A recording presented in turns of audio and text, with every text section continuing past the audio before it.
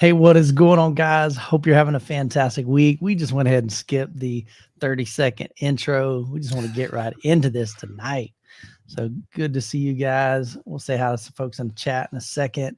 But man, it was an incredible weekend. We'll talk about that kind of at the beginning of the show, and then we'll answer your questions. So if you got questions, make sure you drop those over in the chat, and then we'll try to star those. I don't have my partner in crime, Ryan. He's busy tonight, so I'll be starring those and kind of going through. But if you got questions, drop those in the chat. If you got questions on the Star Wars home theater that we'll be talking about tonight, that I just finished up filming and visiting, I'll share with you all about that. It was so cool. But Jonathan, how are you, my man? I'm doing real good. Quiet weekend, not too much excitement on my end, not like what you had. Yeah. Sometimes but I did find out. Oh, go ahead. I was just going to say, sometimes those quiet weekends are the best weekends, man. Yeah. I did find out that Amazon Music HD subscription has now started allowing Dolby Atmos content to Fire Stick 4Ks. Okay. Which is kind of a big deal, right? Because it's a lot cheaper path of entry for people that want to try Dolby Atmos music. Nice. $8 a month or so subscription for Amazon. The Fire Sticks are $35 or $50. They're pretty cheap. A lot of people already have them, probably. Super cool, man. Super cool. Well, guys, we're going to jump right into it, man. I'm saying hi to some folks in the chat. We got SRW1000, Mark Fox, good to see you. Ike's in the house, Chris is in the house, Talent, One Big Kid, Brian, Jed, Tristan's here, Lawrence is here. Good to see you guys, man. All right, so we're just going to dive right into it, man. Let's have some fun. So I was invited, I guess, a couple months ago from Atlanta Home Theater. So even backing up before that, I did a home theater tour in Atlanta on a Wisdom and Trenov sponsored trip. So went up, Wisdom and Trenov flew me up to a home in Atlanta, met a guy by the name of Alex. We filmed Alex Theater, and then the next day we went over to Atlanta Home Theater, which is in his city. And he knew the owner, and the owner was a big part of his build, which he was also included in our video of his home theater tour. So we check out Atlanta Home Theater. I bring my camera, do a non-sponsored video, just touring that. Really cool. And so fast forward 2 years later, the owner of the owner of Atlanta Home Theater asks Alex if he'd be interested in buying the company. And so Alex buys the company, becomes the CEO of it. And so Alex reaches out to me and says, "Hey, Michael, I'm the new owner. We're building a really cool home theater in Louisiana. And he told me, he said, it's about a $500,000 home theater, and it's Star Wars themed. It's like off the chart, man. It's crazy." So that happened just this past week. So me and Brad from Home Theater Gamer flew up to Louisiana. We got there on a Thursday night. Friday morning, we arrive at the homeowner's house at 9 a.m. And they said they would have breakfast for us. So they had this cool breakfast. We ate breakfast, had this nice spread. As soon as we get there, there's probably like 15 people there. There's another camera crew there. And the homeowner says, "Hey, Michael, I hope you don't mind, but we're going to be kind of filming us, kind of behind the scenes stuff." And I'm like, no, that's totally cool. So this guy's he's a legit production company. They do commercials and different things. So he's sporting a red camera. So a red camera, he said, I think it runs about $23,000 just for the body, not even the lens. He's got $1,000 light. I got like $100 light, So I felt kind of insecure at first. But I'm like, okay, dude, you're just the content creator. You're not doing this professional videography kind of stuff. So I got over that. But we had a blast, man.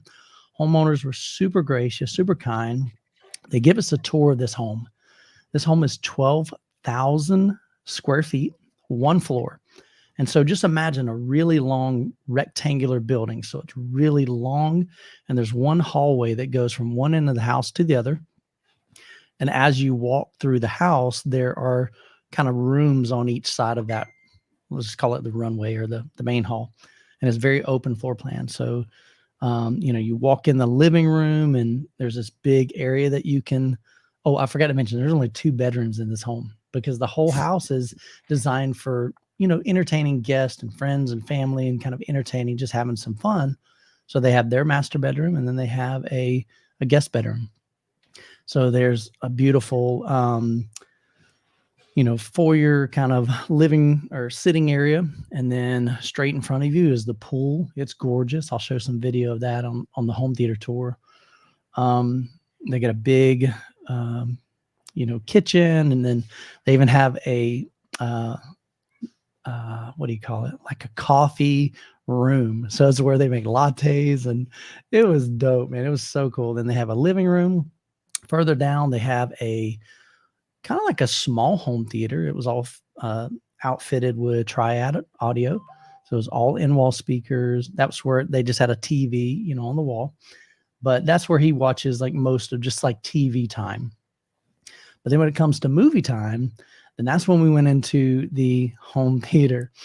And so he pulls up Control 4 and he hits, start show. And it takes a little bit for all the equipment to come on. And so they have this 8-minute loop that Atlanta Home Theater had created for them. And so you open up the main door, you open up the door, and here's what you're presented with. I'm just going to show you guys. All right, so let's do. Oh, okay, here we go. I think I can do it just this way. Boom. All right. So let me remove this. Take that banner off. All right. So as soon as you walk in the door, on the right side, you've got Boba Fett. A little close up of him. Cool little statue. All right. And as you walk in this room, you're hearing this really low hertz rumble. Think about if you were to hop on a ship, it's in idle speed right now. The engines are running, but they're not going anywhere. So it's just this low hertz kind of rumble. And then you hear all these little R2-D2 kind of sound effects going while you're in this room. It was literally like, I felt like I was going to Epcot or Disney World or Universal Studios. So you got Boba Fett here. Palpatine, I think is this dude's name. If you guys are familiar with Star Wars, forgive me, I'm not. But he is there. And then next to him, of course, is Darth Vader. So this is on the right side. If you look right behind it, you can see what they did. They did the same thing at Atlanta Home Theater, and the home theater really liked this design. So that's some of the Control 4 equipment back there on the right of Darth Vader. And so you can see it kind of even back here and right there. So it's all through that little area on the right when you walk in. And all of this has, you can see the electronics for the Control 4 circuitry. Now, right over to the left of Darth Vader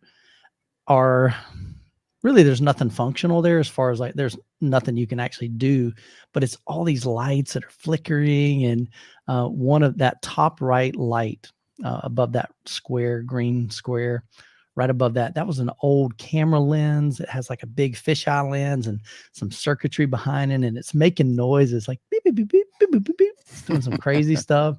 So you're hearing all this going on. You got this low rumble. And then so you look to your left, and there's actually two of them. I only got one picture. So if you look to the left of this, you can barely see there's another one of these windows. So this was a custom graphic that they created. I think his son created it, had it printed. And so this is just a backlit kind of movie poster thing behind this trim. So there's two of those. One has like like planets, I think, on the left. And then you got these Star Destroyer kind of things on the right. So that's on the left. These heads are on the right. As soon as you walk in, that's the first thing you're presented with. If you look up, I don't have a picture here, but if you look up, there's all these wires and stuff. So again, you see like these cables being run, and part of those are real cables to the theater, but they left them exposed because it just looks cool. You know what I mean? Michael, so that picture there of the ships, yes.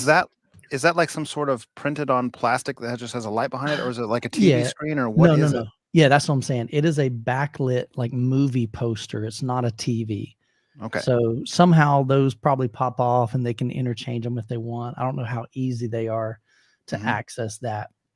But yeah, there's two of those. Like I said, I think his son designed those, like they're custom graphics that he made in Photoshop or something. It looks fantastic. It is, dude. It was crazy. So then keep going down that hallway. And this is probably like a 20-foot hallway, maybe something like, yeah, probably 20 foot. So then you pass those, you can barely see on the far left. That would be this right here. So you can see it at the far left, the little stars there. So just past those posters on your left, you got all of these hilts for the lightsabers. And so you can see some of the close-ups here. So he's got, how many are there? There's 3, 4, 5, 6, 7, 8, 9, 10, 11, 12, 13, probably about 16 of these. And you can see the very middle column right at the very top. There's one missing. Apparently there's one that he's been searching for, and he's, kind of holding out. It's a special one, but he really wants that one. So that's the one that's going to go up there once he finds it. So these are super, super cool. So I've got a bunch of B-roll footage of this, real close-up shots that I'll share in the video. But oh my goodness, the level of detail just going into the theater room was absolutely insane. So I'll back up for a second. So what I don't have here are pictures of the rack. So if you turn to immediately across from this in that hallway, there's 1, 2, 3, 4 cabinets basically. So I'll put us up here. I think this one. All right.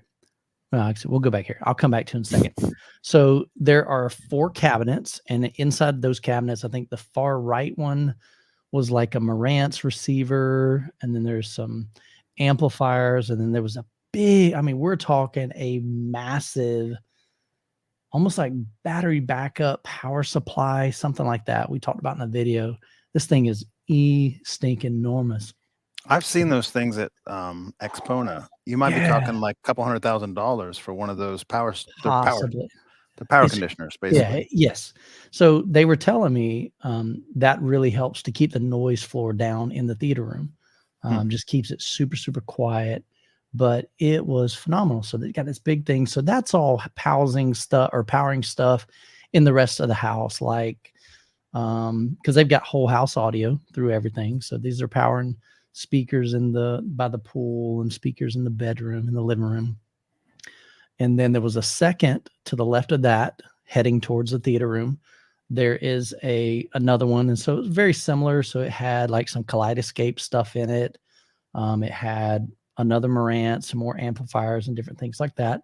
And then the last 2 were all just designated for theater. So you've got a Trenov Altitude 32. You've got a Kaleidoscope. You've got MadVR doing the video processing.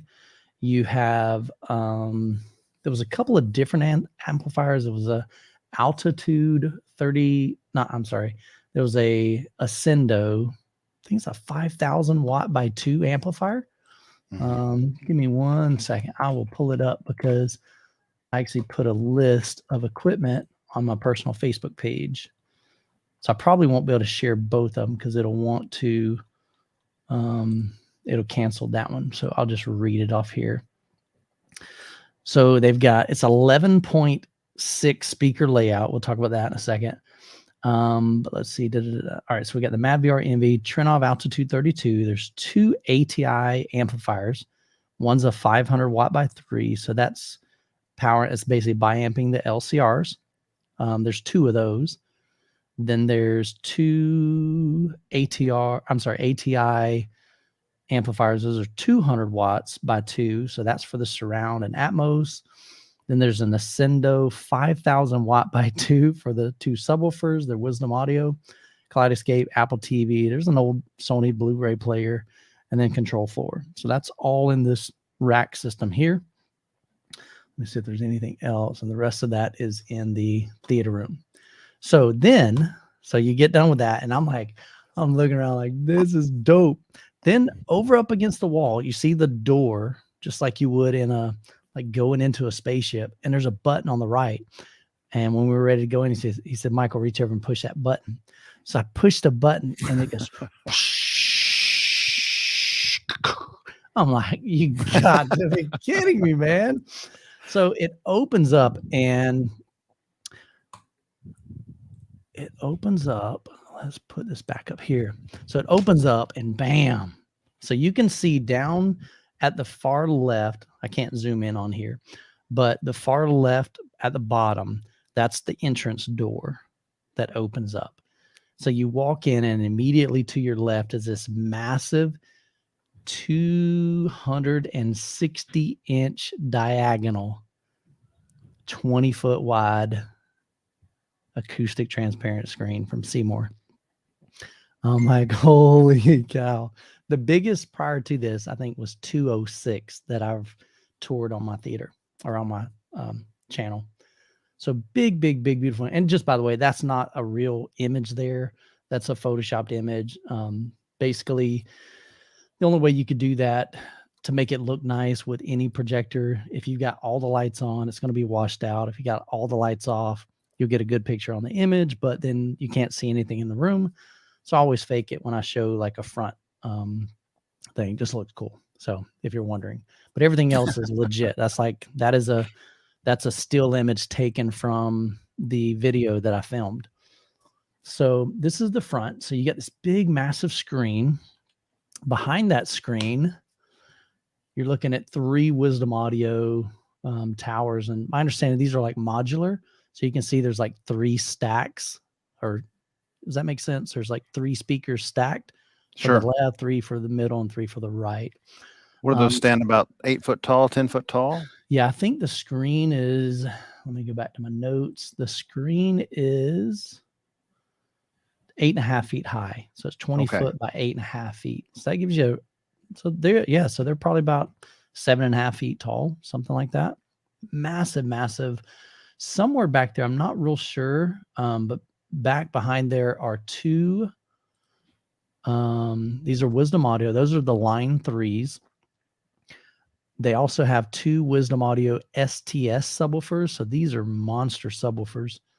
So maybe just the port is kind of showing there. I'm not real sure kind of where those are at in the picture, but that's what was providing all the LFE for us.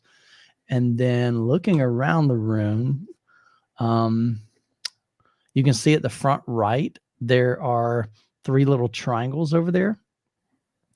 That was a window, and behind that window pane is like a star ceiling. So and these things are like twinkling back there. So it looks like you're looking out the stinking window of this Star Destroyer. And I'm like, oh, this is insane, man. So then we look to the back. So this is as soon as you enter the room, on the right up where we're looking at. Hey, Siri, hush. Thank you. I don't know what she thought I was saying, but look, really? Looking to the right, as soon as you walk in, you can see there's like this little control panel right there. So it's got the red dot and little white squares and stuff, rectangles. Yep. So that has, I think there's only 2 control, like physical things that actually work on that. One of them's a control 4 panel. So you can touch it, adjust all the lights and different things. For the most part, the only thing I did was they showed me how to navigate the lighting and then go to scenes. And then we did, like, this scene was basically cleaning so we could get good lighting in there to be able to film and capture stuff. And then there was another one, it was like movie time, that made it real dim and had some of the lights on just really, really, low. So looking at the risers, he always knew he wanted 3 risers. So, or 3 levels. So we got 4 seats. And then in the back, we got an Emperor's Throne chair, dude. They bought a, what do you call it? Like a miniature replica of this chair. And it was probably, I'm guessing, like, I don't know, like a foot tall. And that's what they had to go off of. And so they constructed this chair out of wood. I'll show some pictures in the video. Built this chair to scale. And the funny thing, he was telling me that he'll tell the story in the video. Once they got the chair built, the first person sat down in it and they banged their head on the back. Oh, and no. after doing some research, they realized the actor that sat in that chair was a lot shorter than your average dude. And so they're like, that ain't gonna work. So they extended it up a little bit higher and made it work. But that chair, you can sit in it. It's fully capable of doing that. And then right behind is that same type of star ceiling. Those twinkle back there and they flicker on and off. And so it's like looking out again in outer space. And so here you got the Emperor's Throne, and above that, there's these little lights that flash and flicker down on the front left, which if you're sitting down, it'd be your front right on that armrest. So those things light up and kind of flicker. They don't make any noise, but I'm just like, the level of detail that they went into this theater room. He wanted it to replicate as much as possible. Now, originally, that window right there, that arch window, was going to be in the entryway where we just saw out in that hallway. But I think his son was like, man, I don't know if either him or his son was like, what if we put it like in the theater room? And it kind of goes against, like, that wasn't really in the movie, but they just thought that would be really cool. And the Star Wars fans will probably forgive us for doing that. And so they did that. And it just looks so, so cool. So there was that. And so here is the back on the front, in front of the front row. The screen would be to your right, all the theater seats to the left. There's that console. You can see, can you see my cursor at all? No, your cursor's not showing. All right. So if you look at that board, so you've got 2 squares at the top, and then you got 4 rectangles, and you got 4 rectangles at the bottom. Yep. So if you look at the very top left rectangle and the middle rectangle, or the right rectangle, so just to the left of that, it's real dark, but that's that LCD panel for the Control 4. And then over to the far right, in that dark area above that 4th rectangle, that's another one. And I forget. Oh, I think that does like AC. So that's really the only working things on there. The rest just kind of light up and flicker. The lights above that light up and flicker. And then, of course, that's for like the kind of like the dramatic, because usually the lights are a lot dimmer, and that's kind of like the show mode. But then, of course, when you go to watch a movie, they hit a button on Control 4 and it shuts all those lights off, so they're not distracting. It's kind of interesting. So you look at all the wall panels. So to the left of that and above that. So Jonathan, are you familiar with Star Wars? Oh yeah, we've actually just been watching through them as a family. We're on I guess the 7th one right now. So is it called greeblies? Greeblies? Have you heard of that? I don't know that. No. Okay. I don't even know what it means, but it's like these, and chat, let me know what a greebly is, a greebly, something like that. I think it's like these little pieces. So it's kind of funny. You can't see it, but if you look above that rectangular board, you see there's 1, 2, 3 circles with a red dot going up vertical. Uh-huh. So those 3 dots, it's a router bit or a router or something with an LED light behind it. So it just looks cool. And so he called that a greebly, I think. And anyways, well, I don't know what that is. I don't know what a greebly is. So y'all let me know in the chat. Okay. It says, Brian says, makes Star Wars stuff from pieces of junk, basically. So he finds all these little things. And he's like, oh, that'd be a cool greebly. How do you pronounce that? Let me know in the chat. I'm looking over here. Oh, greeblies. There you go, Brian. Appreciate it. It's called greeblies. Greeblies. Appreciate that, Brian.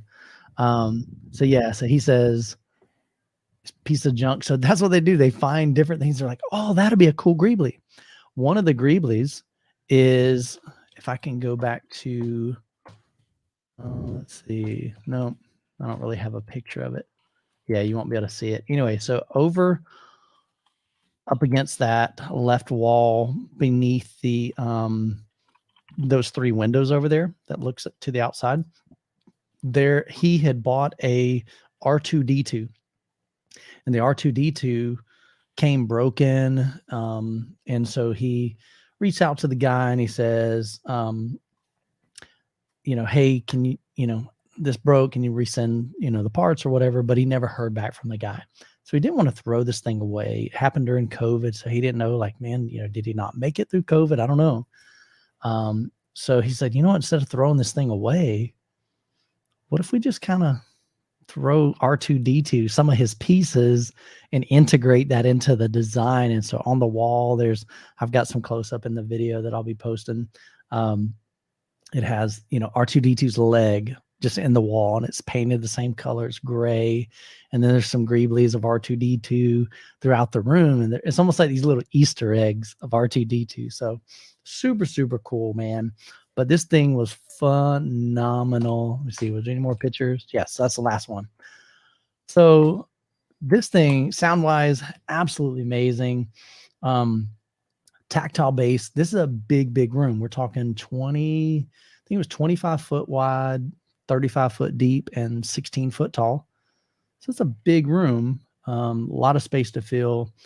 And I think he's going to be adding a little bit more subwoofers. Atlanta Home Theater's trying to talk him into adding some Ascendos. They're getting those in, you know. So he's going to make a trip out there, kind of listen to them and see if experience kind of what the low frequencies, because I don't think the Wisdom Audio digs super deep. They just have a ton of output. So he's I think once I told him, I said, dude, once you experience like some pretty low frequencies, you're gonna realize like what you've been missing. And I think he'll end up adding a couple of them either behind, maybe in the back row, kind of behind the seats or something. So, but amazing trip. Like, I am so grateful that God has opened up so many opportunities for me to fly to the Philippines and fly to see this thing and to film this and just meet some really awesome people, man. Him and his wife, Michelle, they were just super kind and just opened up their home. And like I said, there were people like the architect stopped by. He was there, so I got to meet him. I got to meet the painters. They're doing a documentary. So like I said, Charlie had hired a guy or a company to kind of do their own documentary. So they've done interviews and different people and that have been instrumental in that part or in that process and the build. And so Charlie told me yesterday, he's like, Michael, he's like, I don't really have a place to put this video. Once we get done with it, would you be cool if you can upload it to your channel? I said, I think it'd be awesome. I think everybody'd love it. And so you're going to get like a high production value. I think my video looks awesome. I really do. But this dude's shooting with a $23,000 8K camera, you know, and he's more cinematic, you know. So I think it's going to be done really well. So I'm excited for Kale to share that once he gets it edited. They've still got to do some things. They're going to do some drone shots coming into the house, you know, some other stuff. So it should be really cool. And they've got like one more interview to make with, I think, the architect.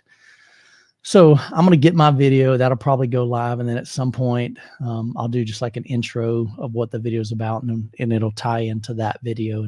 And I'll upload that one to the channel. So you're going to get two pretty cool videos, guys. I really, I can't speak enough about this. It's going to be phenomenal. So I've already shared some photos on Facebook. So if you're friends with me on Facebook, you can see those. I put them in a couple different groups. The Star Wars Facebook group, there's one of those. They shared it. Let me go here. Star Wars. It's called Star Wars Always. And so somebody there saw the pictures and they said, nice home theater pics by Michael Stevens. And there's 1,100 shares of this. And that was just posted yesterday. I'm like, holy cow, man. So it's nuts, man. So it's going to be fun. This is definitely unlike anything I've ever seen or experienced. Top-notch equipment, but it was cool too to hear Charlie's story. And that's one thing I try to do with all my home theater tours. So I really want to capture the story. I mean, like when I did yours, Jonathan, we sat down and we talked about a lot of the decisions that you made and some things that you did in your theater room to make it your own space. So I think it's going to be really cool to be able to share Charlie's story. He's been passionate about Star Wars since, I think he said 1977. Does that sound about right, when Star Wars first came out? It was in the late 70s, wasn't it? Early 80s for the second one. Yeah, And so that'd be so like 1977. So he said he's been watching them. He owns every one of them on Kaleidoscope. You know, he's just a huge Star Wars fan. It's not like, and the cool thing too, I didn't share this.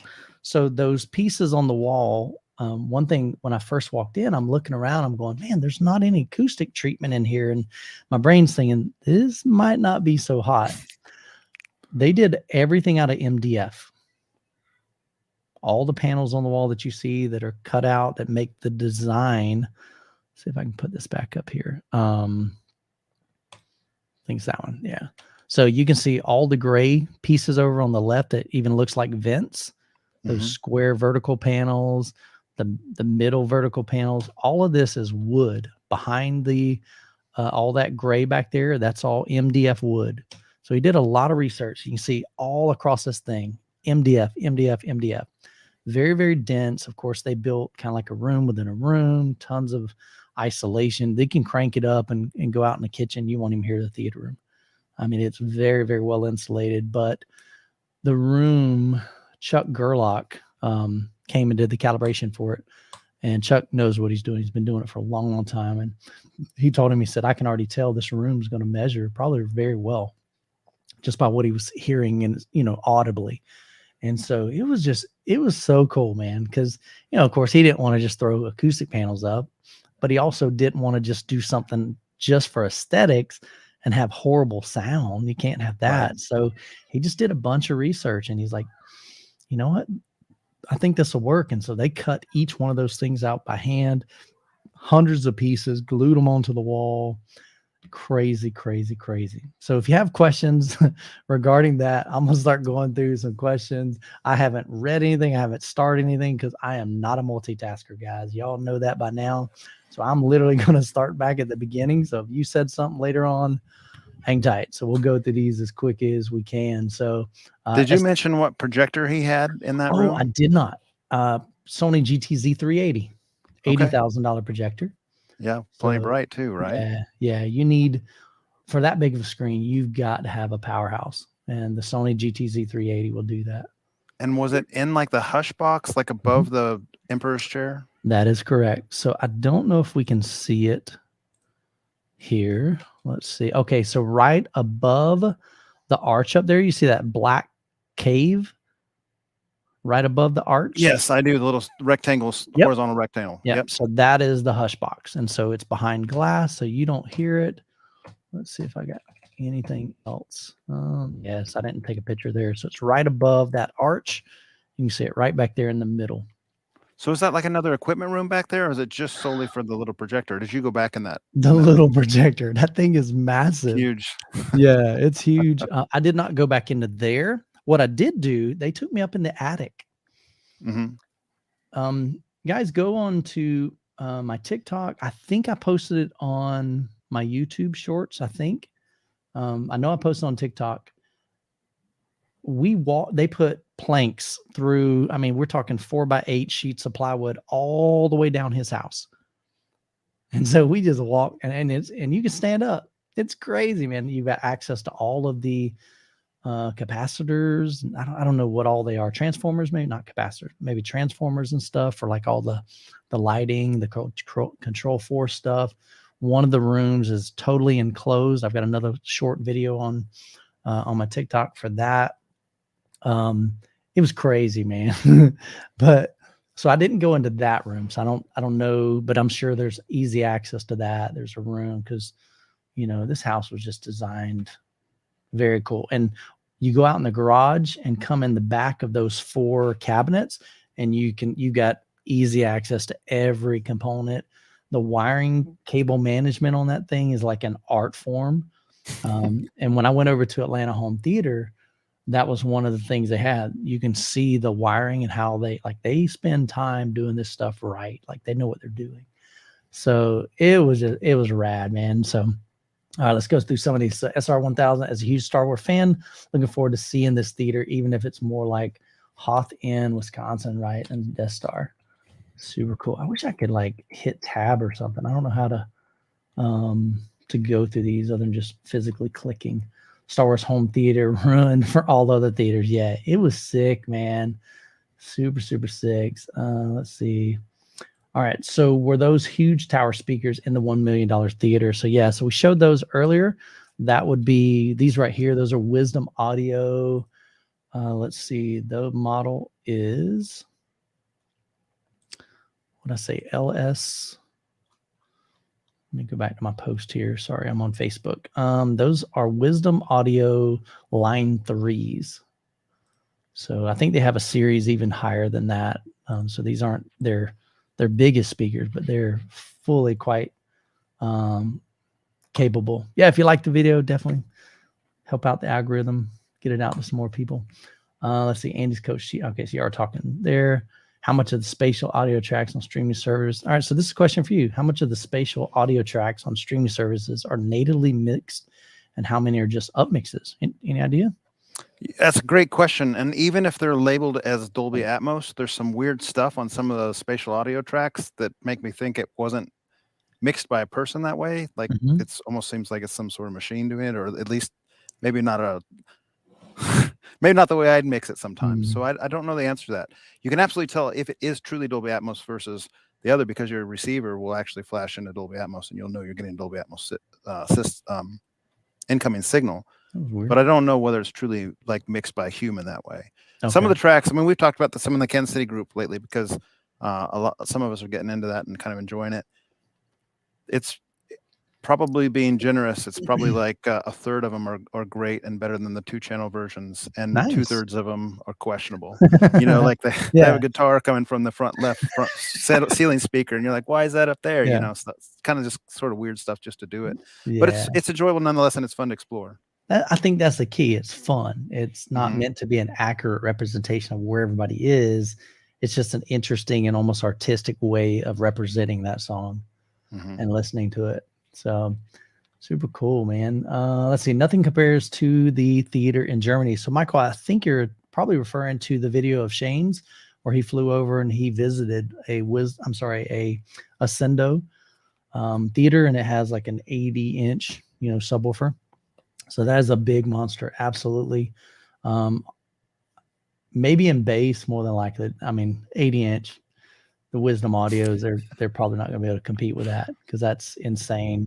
You pretty much need to have a theater room size building to house that 80-inch. I mean, it's enormous. So MQ says Marantz AV7703 Pre-Pro for $700. Good deal on Marketplace right now. I'm not familiar with the 7703.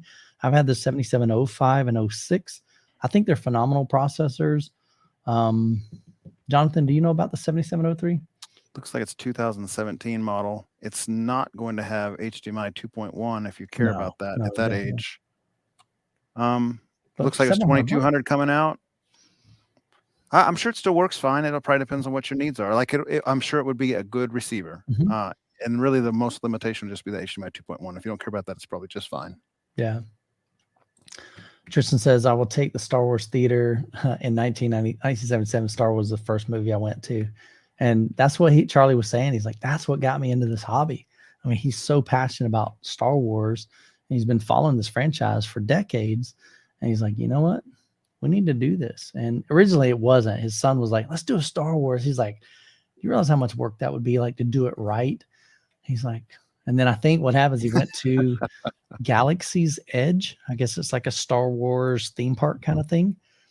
And I think they came back and he goes, I think we should do it. It's going to be cool. And so then the wheels started turning. It was awesome. So I have a question for you, Michael. When he was playing you those demos, did he only stick with Star Wars franchise, or did he just pull in other demos? No, literally most of the time we demoed. I'm trying to think. So we did Ready Player One, but we did not do the race scene, which was cool. He showed me a different scene. Oh, it was where the Megazil, I don't know what they call it, but at the end where the guy's in the big thing, there's this big fight. So I'm like, you know what? I'm going to start demoing that instead of the race scene for now on, because I'm tired of the race scene. But it's a great demo. Gosh, what else? We did quite a few demos. Oh, probably the most impressive demo. Actually, there's no doubt. The most impressive John Wick 3 shotgun scene I have ever experienced. Phenomenal. Now, the bass wasn't probably as much as probably like Tony's, but he's got a smaller room, a lot more subwoofers. So again, that's where I think, I mean, I'm feeling it, but the mid bass slam, oh my goodness, it was out of this world. The detail, the impact was like, oh man, that was what excited me the most. I'm like, holy crap, this is just bonkers nuts. I mean, it was great. Of course, Atmos, you hear the gun shells all over the place, but it was daggum impressive. And, and I've heard it at your home, Tony's home, and those are off the chart too. But this was just, oh my goodness, it was was pretty rad. So I follow up that question with this question. Sorry, but I follow this thought through. Yeah. I was showing my wife that video clip you sent us with the awesome little intro that you showed at the beginning as you walk up to the theater. Yeah. And she said, so what is it like watching another full-length movie that isn't Star Wars themed in a Star Wars theater like that? And I said, I don't think it, I was of the same persuasion.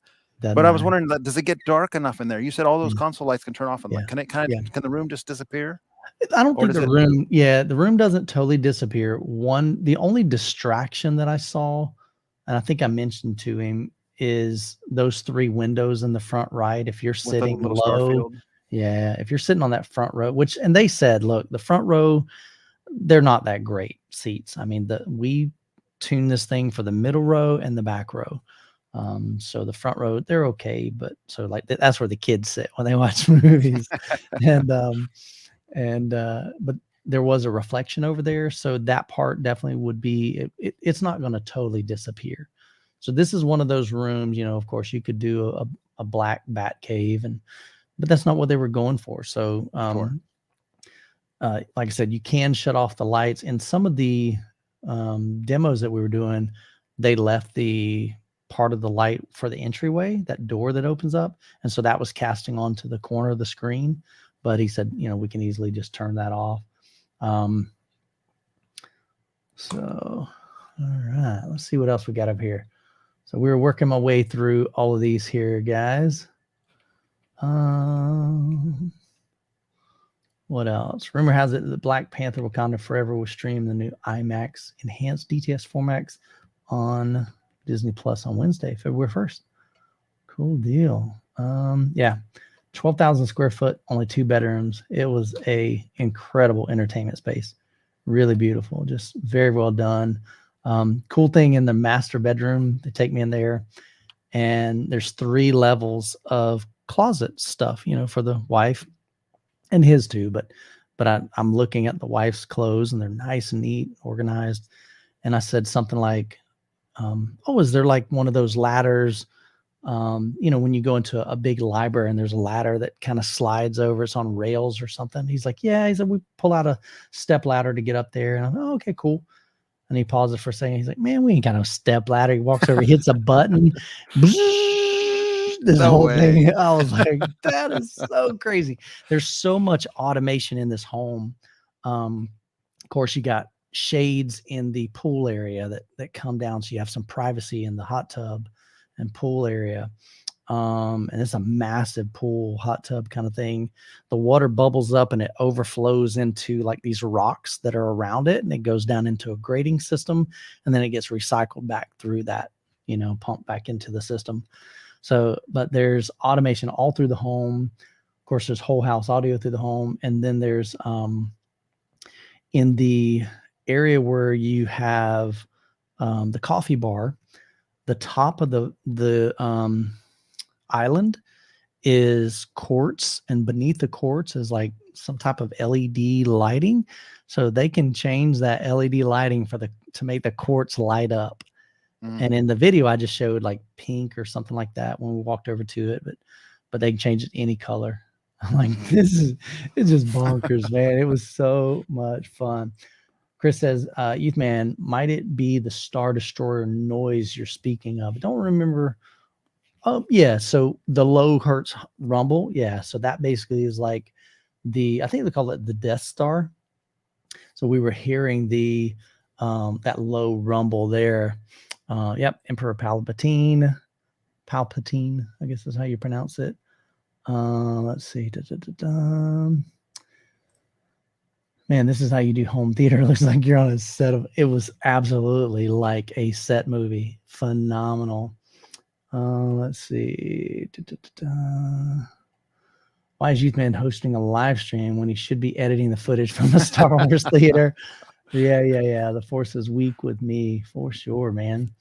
Let's see. Yeah, this theater deserves multiple. So we're going to have 2 videos, like I said. Good thing you didn't happen to pass subwoofer knowledge test before you entered the Star Wars knowledge test. Oh, Star Wars. I always see that. I think subwoofer.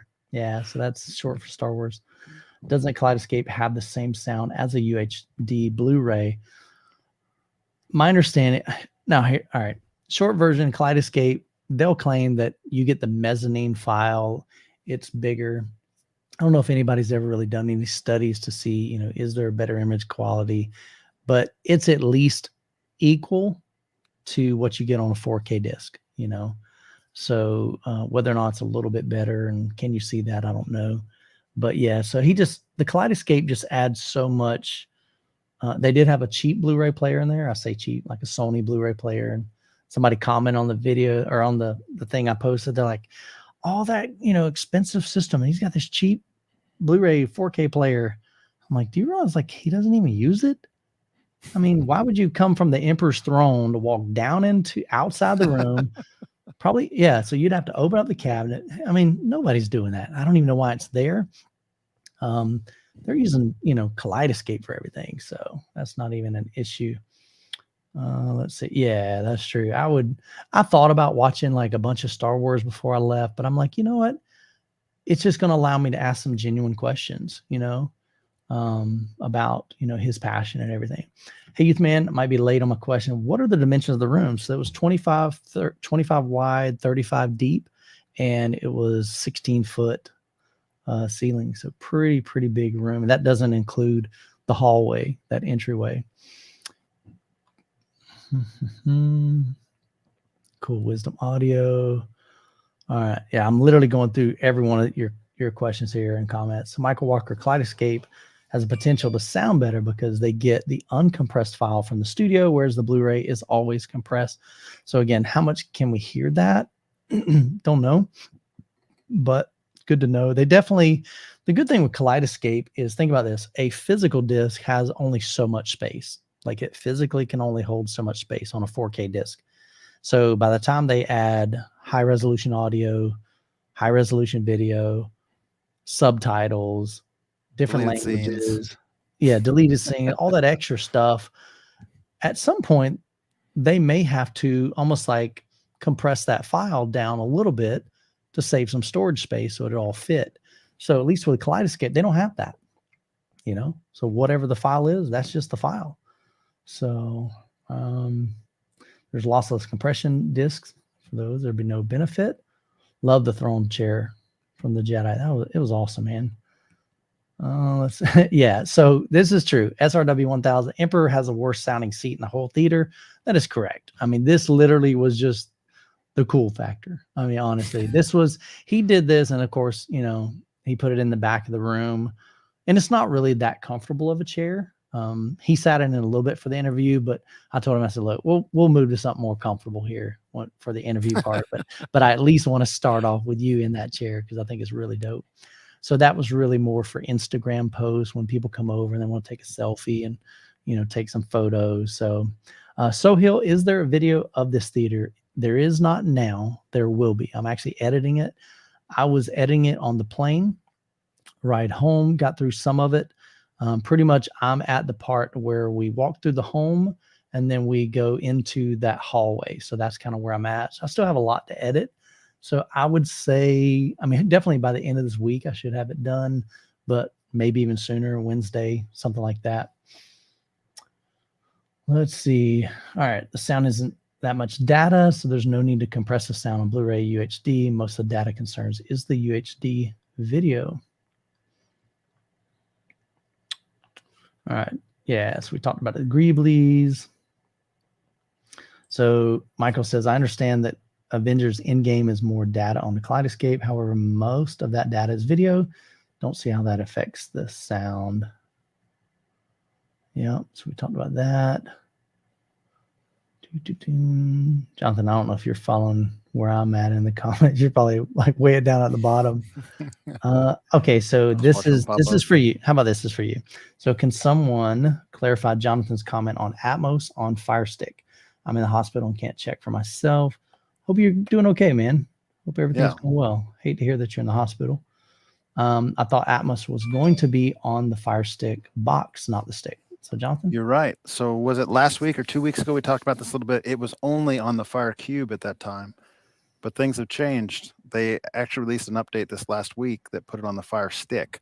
So it was, as we were talking about, there didn't really seem to be a real reason why they couldn't. I'm glad they have.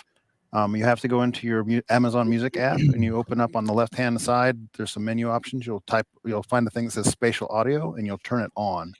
And then you need to search for spatial audio or Atmos, and you'll find there's playlists and stuff that Amazon has curated.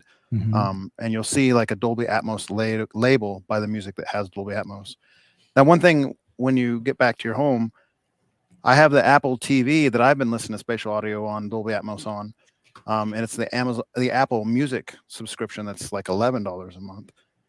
When I'm comparing them back and forth, the Amazon system's Dolby Atmos seems much quieter. So like maybe I haven't found it yet, but there seems to be some sort of like SPL normalization or something that's lowering the volume quite a bit, like not just a little bit, like very noticeably so.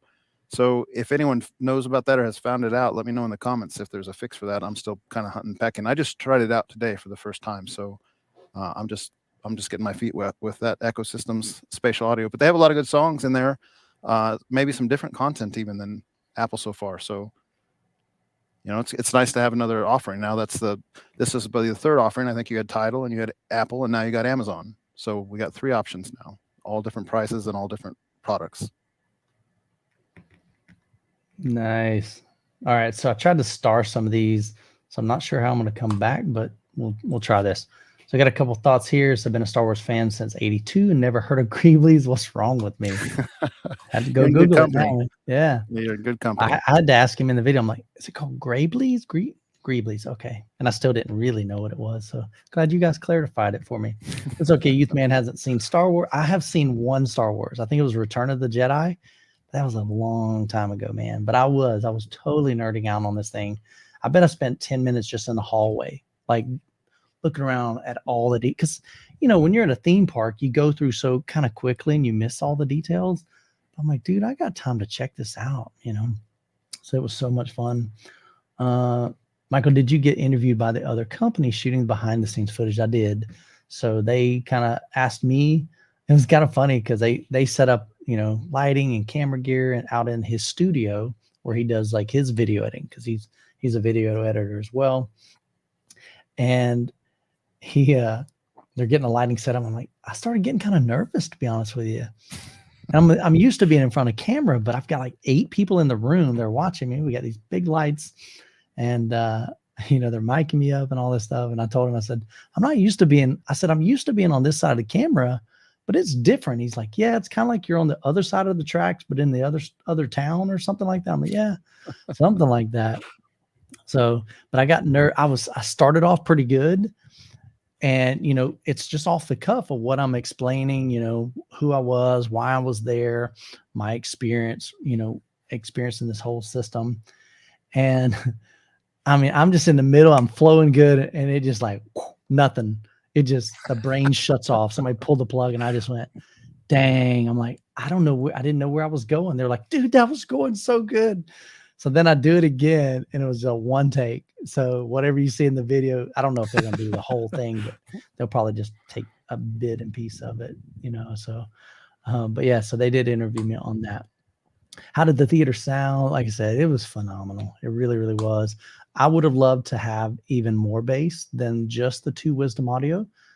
Definitely could feel it. So there was tactile bass, but I like a lot of bass, even though I like it balanced, so I don't want it just crazy bass where you can't hear detail in the bed layer and the Atmos surrounds and things like that. But he's looking, like I said, he's actually going to make a trip to, so that kind of brings up another thought, is that they're building an Ascendo room at Atlanta Home Theater.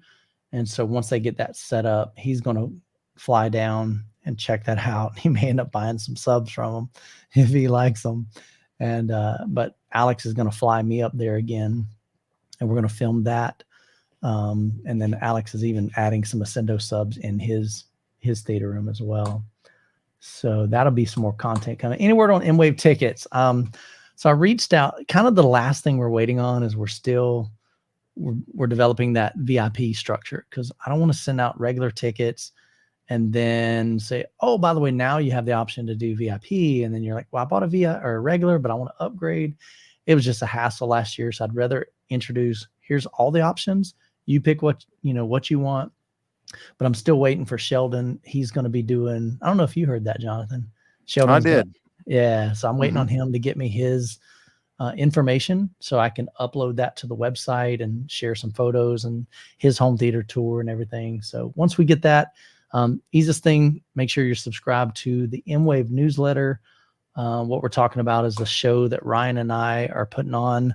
This is our second year doing this. The dates are July 14th through the 16th. And you can check out, wrong one. You can check out all the details at midwestavexperience.com. So that's going to be fun, man. We're super excited on that. Michael says, when Sean reviews videos from UHD and Kaleidoscope, there's usually, okay, so we're still talking about quality on those. Kaleidoscope versus 4K. Let me go back. Okay, I think I found it. There we go. All right, please, Youthman, reach out to me and find my information on your Youthman site. And I'll be honest, Chris, send me an email. That'd probably be the best thing. I have, as you can imagine, there's 100,000 people on my YouTube channel, and I get emails, DMs, private messages, text messages, messages on LinkedIn. I get messages on Instagram. And there's absolutely no way I can see all of those. So more than likely, I probably, unless you just sent it today, it's probably been overlooked, honestly. So email me at Michael, Michael, at youthmanreviews.com. Need to talk to you seriously. DTS is making a mistake in 2023 and more. Let's see. What else we got? Yeah, these are, they're not line array speakers, of what they call line source, I believe. And there's a difference. So if you don't know the difference, if you Google or if you go to YouTube and search for Youthman Wisdom Trenov, that was the video that I'm talking about on Alex's home theater. We actually had the guys from Wisdom Audio, and he explained, Joe Walters, he explained kind of the difference between line array and line source and kind of what they offer with their products. Predominator says, hey, Youthman, how many busts did the guy have, and are they outside the theater? Great question. He had 3. So as soon as you walk in, we had the Boba Fett. Is it Boba Fett? Yes. Yeah, Boba Fett, and then the Palpatine, and then Darth Vader. So they're just those 3. No more in the rest. Well, yeah. So in the other theater room, he does have a kind of a short, probably about 3-foot Darth Vader and about a 3-foot Yoda. So, but no more busts.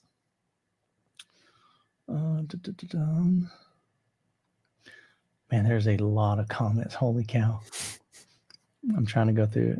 All right. So yeah, so Randy says that 80-inch sub is 4 meters by 4 meters by 4 meters module. It's a big sub, big room. I couldn't imagine having to build a room just for my subwoofer. That's insane. Let's see what else. Crazy bass. Somebody had a birthday. Happy 50th birthday. I don't remember. Oh, okay. Here you go, Brian. Happy birthday, man. You'll be 50 on the 26th. Happy birthday, bro. That's awesome. Yes, definitely the size of the screen probably helps engagement with other movies. And when you got a 20-foot screen, that thing's just redonkulous. It was phenomenal.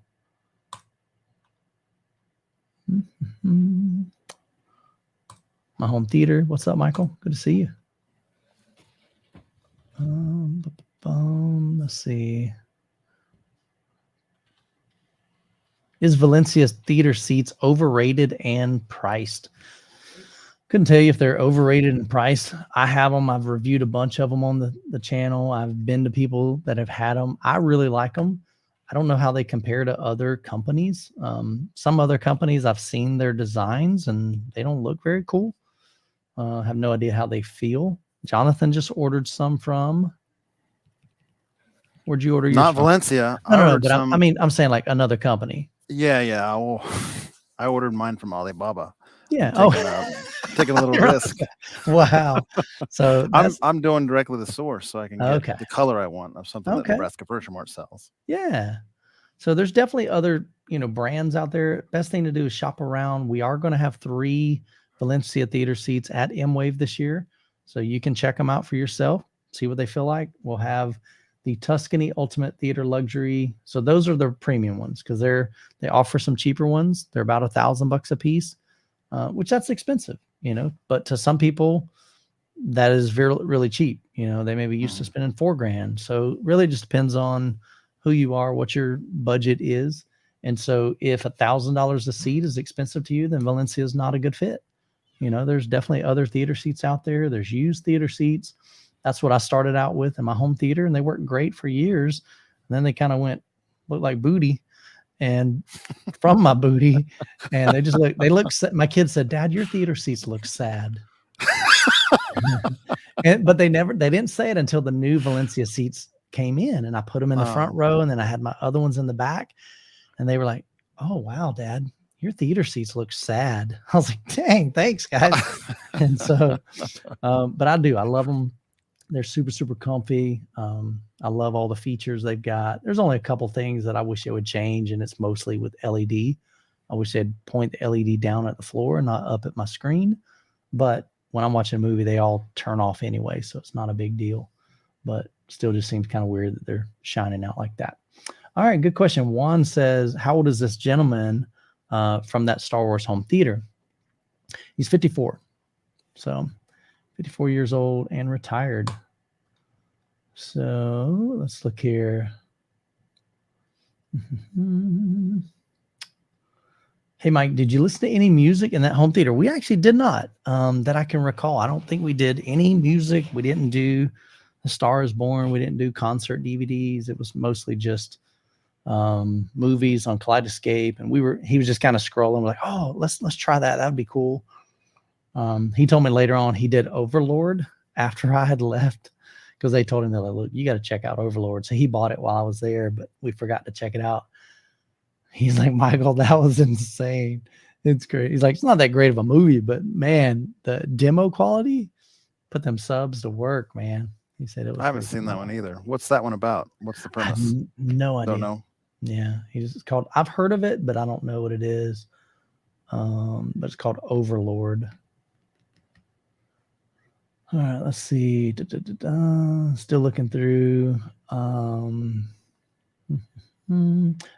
Tristan says Valencia is not overrated. Great seats. Price is subjective. Again, yeah, it really depends on your budget and what you consider, expensive. So, to some people, $2,000 a seat, they can't pull that.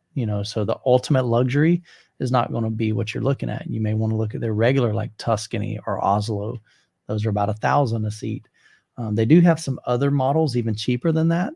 So, but again, you just got to find something that works for you and with your budget and has the features that you want. If you don't need all the bells and whistles and the, fancy cup holders and tray tables and all that stuff, LED lighting, lumbar support and all that, then, you can save some money just going with some regular theater seats that don't have those features. All right, good question here. SL says, my room is like 13 foot by 13 foot. Is the SVS Ultra 16 overkill? That's a great question. I had 2 PB16s in a 13 by 19 by 10 foot room. So a little bit bigger than your room. And it was phenomenal. I loved it. It was really, really good. I would rather have too much sub and turn it down and let it work easier than have a small sub that's really struggling to fill up the room and pressurize the room. But as far as, you probably could easily have a smaller sub, probably in that size room, a PB, even a 4,000. What's that?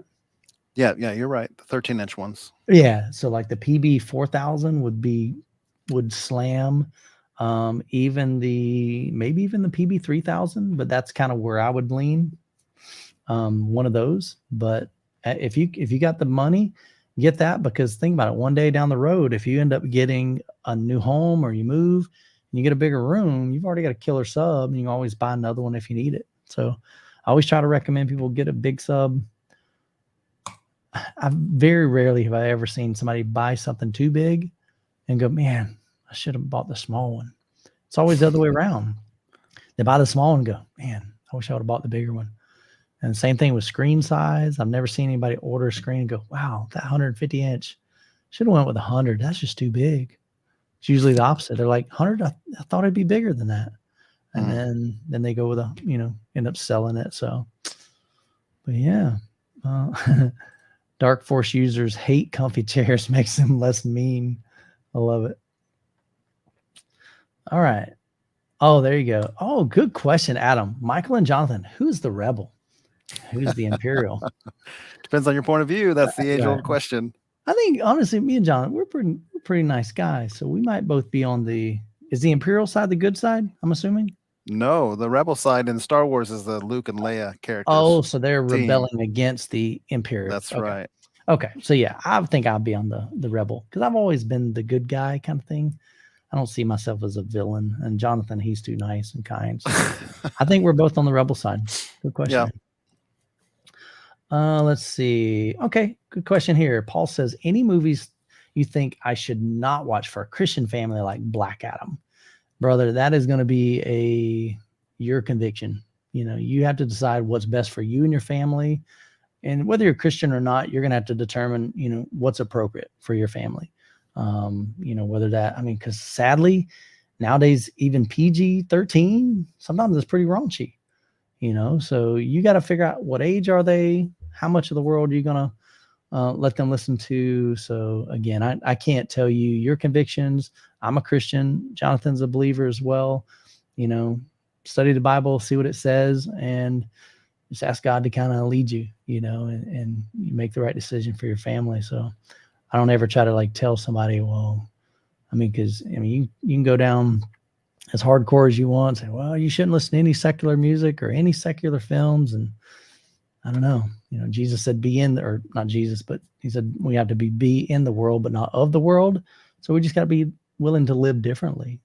So there's a balance, but man, only you can, I think you can determine that. Jonathan, any thoughts on that? Yeah, I think you can pray for guidance on it because as Mike was alluding to, the Bible tells us clearly also that what's sin to one man may not be to another, and we have to be careful making that judgment. The Holy Spirit will convict your conscience, basically is what it amounts to if you ask for guidance. Yeah, man. So just ask him, he'll tell you. And honestly, if it just feels wrong to you in your spirit, then don't do it, So I had a pastor one time tell me, I would rather err on the side of caution and grace than, so. Yeah. And it's true. Like a lot of content these days, we've done it in our own family. You start something and you just turn it off, and I have a little talk with my kids and say, look, that's not something we're going to watch in our house. Sorry, you can't watch this, but let's find something else. Yeah. And those are hard decisions to make as parents, but sometimes we got to make that. So, man, I hope you make the best decision for your family, Paul. Good question, man. What's next for Jonathan? What was that in reference to, you think? Probably like gear upgrades, because Ryan's always changing everything. So your theater seats, still waiting on those. Yeah, that's coming. So Alibaba hopefully will deliver some year. Yeah, that should be hopefully before M-Wave, I'm hoping. I'm hoping before 2024. Yeah. I'm an optimist. Nothing else on the immediate radar. I'm kind of eyeballing one of those new Marantz or Denon units to take advantage of the 15 speakers. Probably one of the higher end models. What is it, like the AV10 or is that AH1 or A1H and the AV10 from Denon and Marantz respectively? Yeah. I got the extra 2 speakers to have a 15-channel system, and I've had it for a while, so it's kind of itching. Yeah, man. Get a receiver that'll do it, or processor that'll do it. Should be fun. Decibel, thank you guys so much. You guys are awesome. Appreciate it, man. Appreciate the love. We enjoy hanging out with you guys and sharing our lives. Let's see. And experiences. What? I haven't seen Star Wars. That's blasphemy. It is, man. I never got into the series, though. So it was just one of the Star Trek. I've never seen a single Star Trek. So it just didn't really and I can tell you why. So for a long time, I wouldn't watch movies that were unbelievable. If it was fiction kind of stuff, I didn't get into it because my brain is going, that's stupid, because who has a lightsaber? Who can move somebody with the Force? I was like, that's dumb. It wasn't until Iron Man. So my son and I watched Iron Man, And I'm watching it, and he didn't think I was going to like it because of that. And we watched it, and somehow in my brain, I'm like, okay, I know that's not possible, but it kind of could be possible. Like you could build a suit that could kind of fly around. And so my brain was like, that was the first introduction into kind of fiction. And then I began to watch the Marvel movie. And of course, those are all fiction. I really liked them. And then I'm watching Fast and Furious, and all that junk's fiction. Oh, no. Man, there ain't nothing in that franchise that is believable.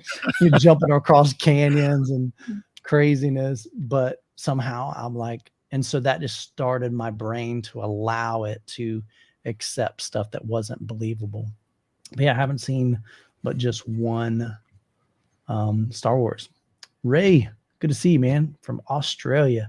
I love seeing when you guys are from all around the world, man. That's awesome for me. Let's see.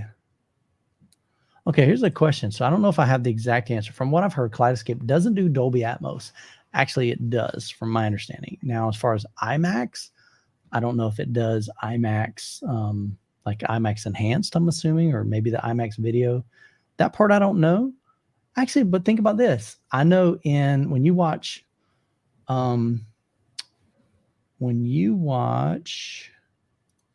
Maverick on Kaleidoscope, it has both, because the aspect ratio switches. So you're seeing IMAX scenes and you're seeing 235 scenes. So that switches on Kaleidoscope. I've seen the same thing with, what's that other movie?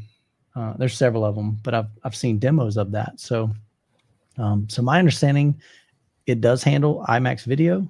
Now, whether or not it processes IMAX enhanced audio, that I don't know, but Dolby Atmos, absolutely. I don't think anybody would, all these video files and audio files that would have Kaleidoscope if it didn't process. So if I'm incorrect, let me know in the chat, but I'm pretty sure that it absolutely does handle. Do you know, Jonathan? I don't know. That'd be a question for Ryan. I've had very little experience with Kaleidoscope. Yeah. I just don't see how that it would. I think that would be a big turnoff for home theater buffs, so. I think a couple comments down, it looks like Keeping Up with the Joneses might have answered your question. So okay, when you get there, you could just kind of use his answer. I'm sure he knows if he's answering. Okay. Next little thing. None. Always better. Okay. Interesting. Okay, so he said that is true about Kaleidoscope not supporting Dolby Vision. Okay, so that's the difference. Dolby Vision and Dolby Atmos. So yeah, Atmos, yes. Dolby Vision, I think it does not support. So, and that really, if you're doing a projector, it doesn't matter. We don't get Dolby Vision on projectors for the most part. I think there are some ultra short throw projectors that are now doing Dolby Vision, but most of your regular, standard throw projectors, they don't support that anyway. So cool, man. Haterade Cowboy, good to see you, Jordan. Glad you could stop by the chat. Michael, do you think the triangular Bora BR03 are good surround or rear speaker in a home theater? Honestly, I don't know. So Berea, I've heard them once. I think you can use they're a high-end speaker. They're pretty expensive. If it's no. Okay, I'm not familiar with that. I was thinking of there's a company called Borenson. So that's what I was thinking of. Triangle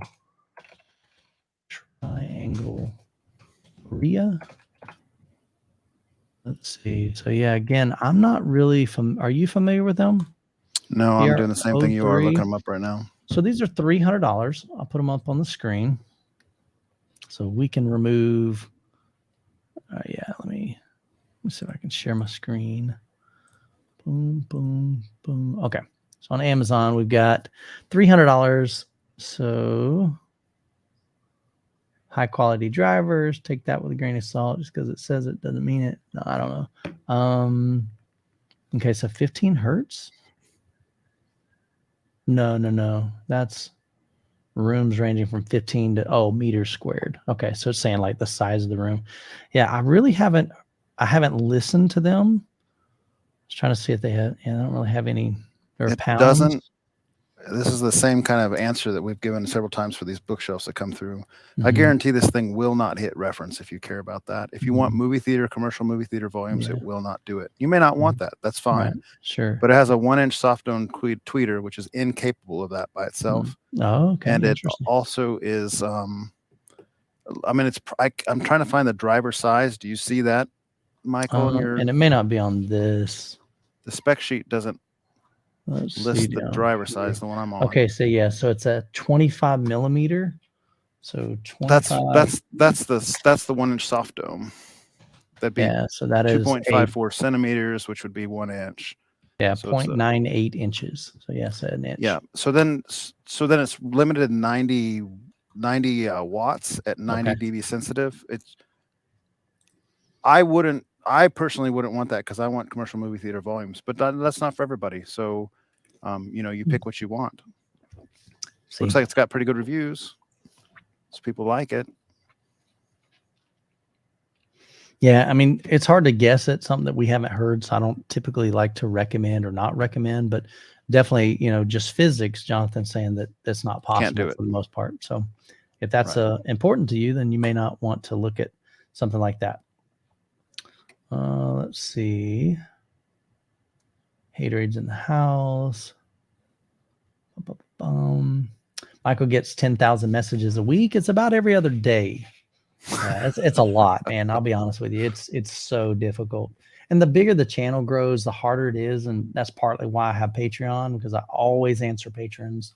And I'm not saying you guys got to rush over and join Patreon, but that's like it's kind of like the super chats on this. It's like when we're going through a live stream, we can't guarantee that we'll get to everybody's question. But if you provide a super chat, absolutely, we're going to make sure that gets up on the screen and we'll answer your questions. So if that's of value to you and you want to support the channel, you can always go over to patreon.com/youthman. Gimpy, 8-inch subwoofer would be my method for styling my hair. Absolutely, man. That thing is it's a beast.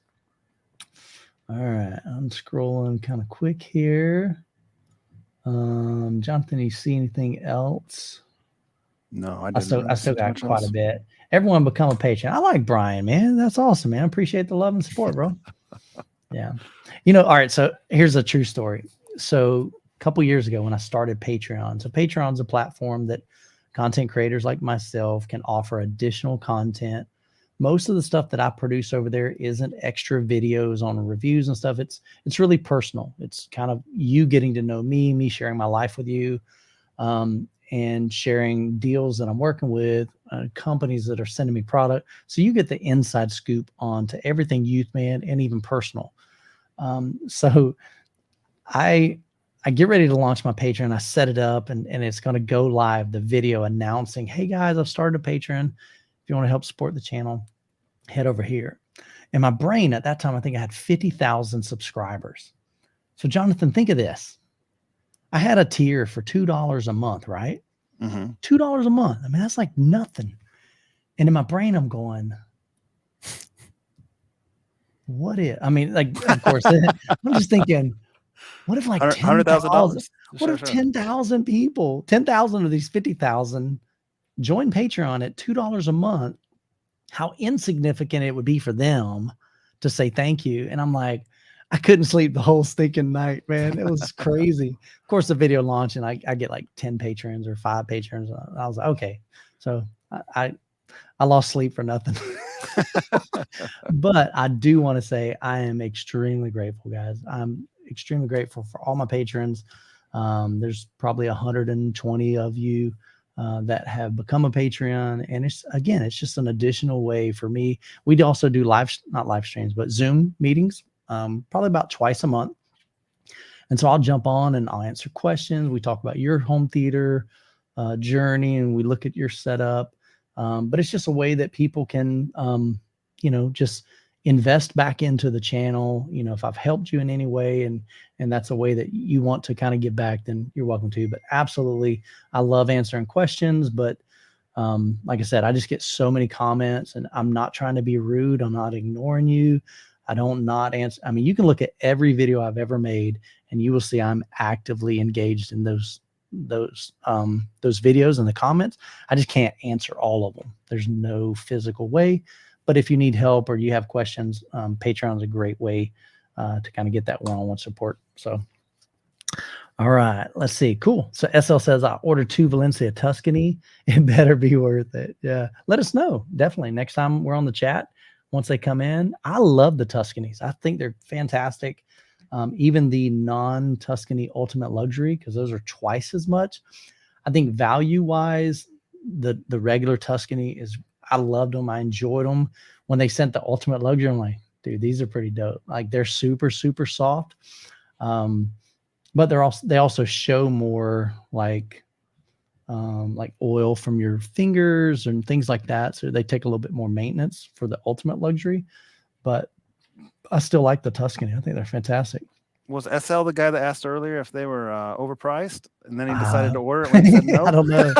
If you, I'll throw this out there. If you guys ever do order Valencia, again, this is totally up to you. If you watch, here's what I try to do with all my reviews. I come at it from a consumer's perspective. I'm not the expert. Don't ever try to be the expert. I try to present a review from a consumer's perspective. What are the things that I, as a home theater enthusiast, what do I look for? What do I like? What do I don't like about a product? How does it perform? How does it look, feel, smell, all those fun things? And so if you watch my videos and you're like, I show you the good, the bad, the ugly, and you're like, man, that works perfect for me. That's a good fit for my setup. If you use any of my links in the description, I've got Valencia links pretty much in every video. That's a great way to support the channel because, you know, they give me a small commission on that, a small affiliate commission. And that's the same thing with all the Amazon links. Anytime you use any of my Amazon links, with Amazon, it's kind of wild because they track it for 24 hours. So let's say you watch a video and you click on one of my Amazon links and then you don't buy that product. You know, maybe it's a Marantz $6,000 receiver. You're like, that's cool, but I think that's $6,000. Well, if you buy something later on within 24 hours on Amazon, then I get like, I mean, we're talking really chump change, but like a couple percent. But that's on anything. You can buy a boat on Amazon and I get a couple percent from it. So go buy your boats on Amazon. Make sure you click on my links. How about that? So, but again, that's just another way to support the channel and it doesn't cost you anything extra. So here we go. Tristan says, Overlord open and sing is ridiculous. So heard it's definitely some. All right, does that guy still have any more of the line array JBLs that your friend got his from that he can hook someone up? Is he talking about you? Any more? Are you talking about the JBL sale? That's over. Sorry, man. You missed out on that deal, man. They come and go quick. Those things didn't last long. They were selling for peanuts on that kind of the I think it was a misprice or a faulty website cookie set system that was allowing way too good of deals, but people were getting them for nothing. Yeah, that's long gone. Yeah, it was a scam. Not scam. It was it wasn't a scam. It was like y'all got hooked up, man. It's crazy.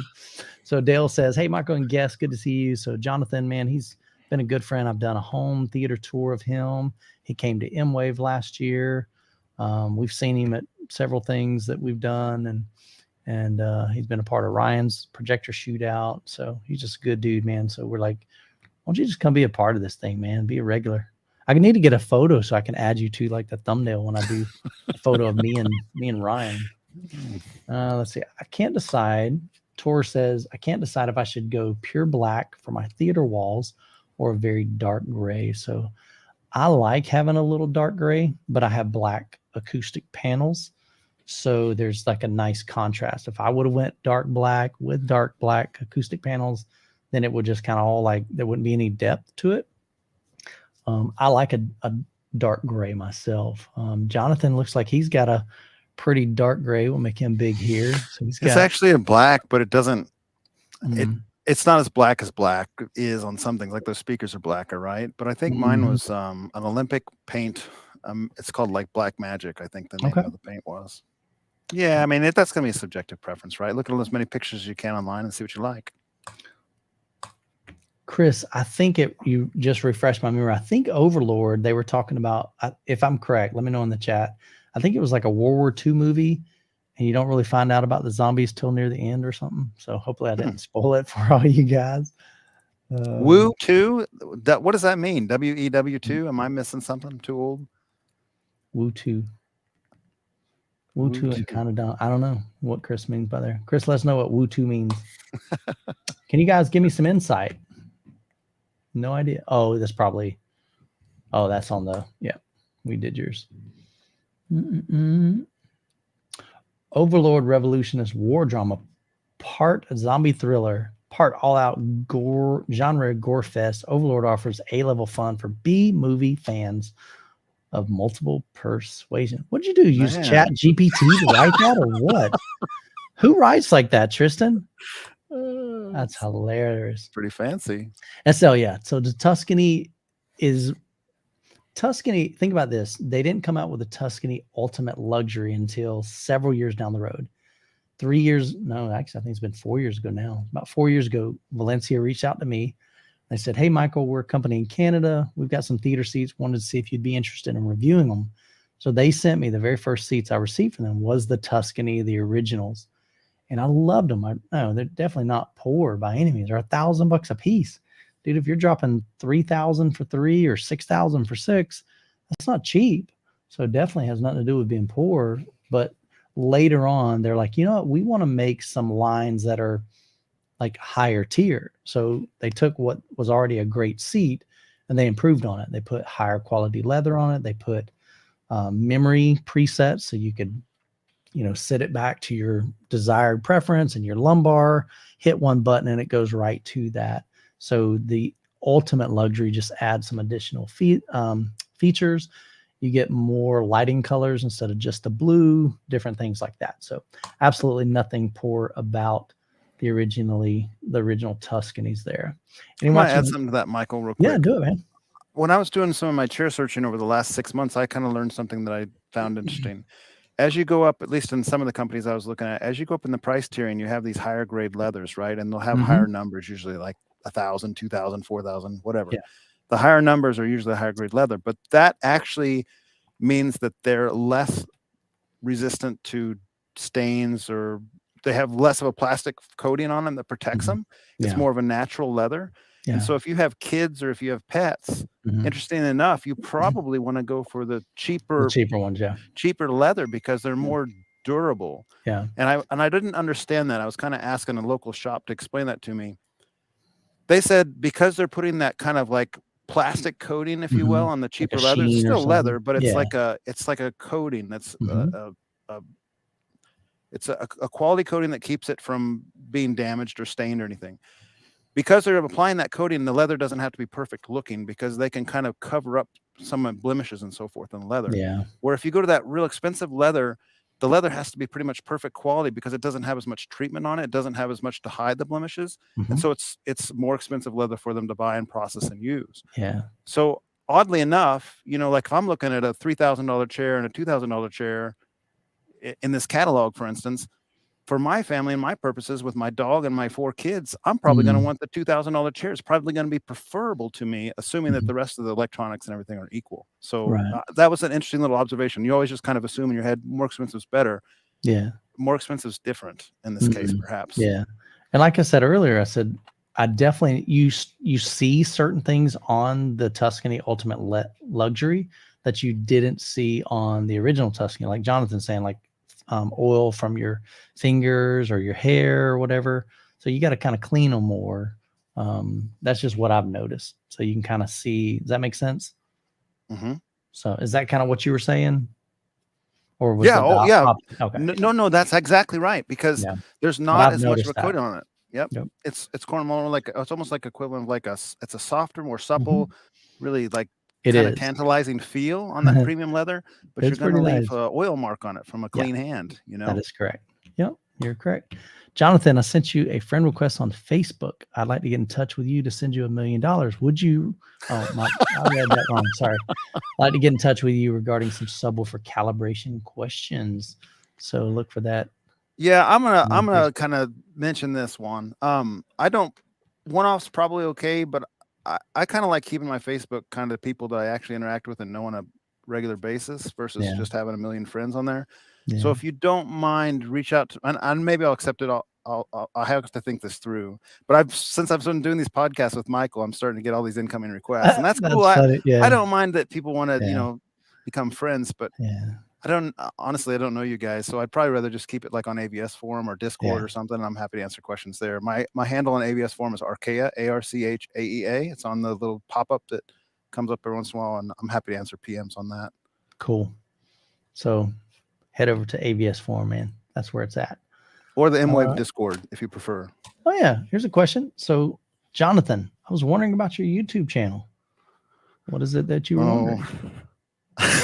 Are you? That thing's kind of just been puttering around for a lot of years. I've had it, and I made all kinds of little different videos in there. Anything from canoe trips to ATV trips to some home theater stuff. So I don't definitely not niche, right? Yeah, I don't have It's a all over the presence place. like Michael does. Yeah, he just posts what's fun to him. Yeah, I'm not Definitely go over there, show monetized him or some anything. love. I enjoy it. So if you search for Jonathan Von England on YouTube, you'll find him. Go show him some love. He just crossed over 1,000 subs. So that's super cool. So you can get monetized now, at least. No, you have to get like, what is it, like 10,000 hours of watch time too. They got that little caveat in there. How many do you have? I don't know. It was like 1,000, 1,500 or something last time I looked. So it's a long way still. See, I was making videos for 3 years, 3 years or 4 years. I think 4 years. And so I had all the watch time in the world, but I only had 900 subscribers. So it took me 4 years to get 900. And then that last, 100 came when I'm like, okay, I'm going to make one video a week on home theater and let's just see if we can grow it. And then it just began to grow. Yeah. So good question here. Ronster TV says, hey, Michael and Jonathan, how do you feel about DIY subs 15-inch? I love DIY. I'm not a DIY guy, but Jonathan is. You've had a lot of experience with them. Sure. DIY save you a lot of money and gets a lot of bang for the buck. Yeah, and with modern plans that are out there, and even some of the assemble it yourself things, if you don't want to do a true do it yourself, if you don't want to cut the wood, for instance, you can get the flat packs, and it goes a long way. And there's so many good threads on there, projects that are proven. 15-inch do it yourself sub, awesome. You'll save probably at least 50% over what you would get from a good internet direct sale. So is it GSG Audio that offers flat packs? So they have like the Marty Minis and just a bunch of different. Head over to GSG Audio, their website. And so what Jonathan's talking about is you can they pre-build and cut all the wood for you, send you the instructions. All you got to do is buy the glue and the fasteners and screws or whatever you use to fasten it together. You put it together, get your clamps there, let it dry, do whatever painting or what do you call it? Not coating. Well, some people put like a coating on it. Like a truss coating or something basically at times. Yeah, so you do whatever finish. That's what I was trying to think of. You put up whatever finish you want, and yeah, man, I think it's a great way. So that GSG Audio that you're mentioning, they do CNC cuts on those, and those things are so perfectly cut that they go together like a jigsaw puzzle. It's tight, and so tight that they say you don't even have to use wood clamps if you don't want. It's better if you have it, just keep it from moving. But they're so well built or so well designed that they're supposed to just go together. And I have a couple friends that have built them, and they say the same thing, like. This is amazing. And if you don't feel very comfortable about building anything at all, they even have like parts lists down to the SKU number. Go into Home Depot and say, I need this SKU list. And it gives you all the parts that you need. So it's like, it's really wrapped up and said, here you go. Yeah. So one thing I do remember a conversation with them, and they said, Michael, we try to make our flat packs straight up dummy proof. Like the way they, like you said, the way they kind of interlock together. We want to make it to where you almost can't misalign this thing. Like when you put it together, it locks in together like it's supposed to be. And so like you said, I think it's a great product. So definitely check them out. GSG Audio, great company there. Danny I'll mess it up. Danny Rawlden says, what are your top 3 sub brands and models? So I'm a big fan of JTR, of course. I own JTR. I've heard a bunch of different JTR systems. Their subwoofers are beast, absolute beast. I don't know if I have 3 sub brands. I mean, I've heard Jonathan's, his are incredible. So you're using Dayton Audio UM 1822 in sealed boxes. Okay, so that's a DIY. About a $350 driver nowadays. 18-inch. roughly what would it cost to build that box and the speaker? You're probably looking at a couple $100 for the $200 for the box, the wood, $350 for the driver, and then you need an amplifier channel, and it needs a good 1,000 watts kind of minimum on the amplifier. So probably for $1,000 you can get a sealed 18. I mean, think about that. Less than that too if you're scaling it up, because you just need one amp, but it has 2 channels, so you're probably looking at like $1,500 for a couple 18s. Yeah, and that's hard to touch in the internet direct or retail sub world. Plus the performance is significantly better than what like those typical 12 or 15-inch clips that you'd find for around the same price. Theo, ETA on the video, again, it'll be sometime later on this week, hopefully. So my idea, because it's a sponsored video, Atlanta Home Theater sponsored it, I'm going to edit it. I'll send it to them, let them watch over it. I'm sure Alex is going to be, man, it's awesome. He loves it. There's not anything he's going to say, can you change this or add this? I mean, it was an interview.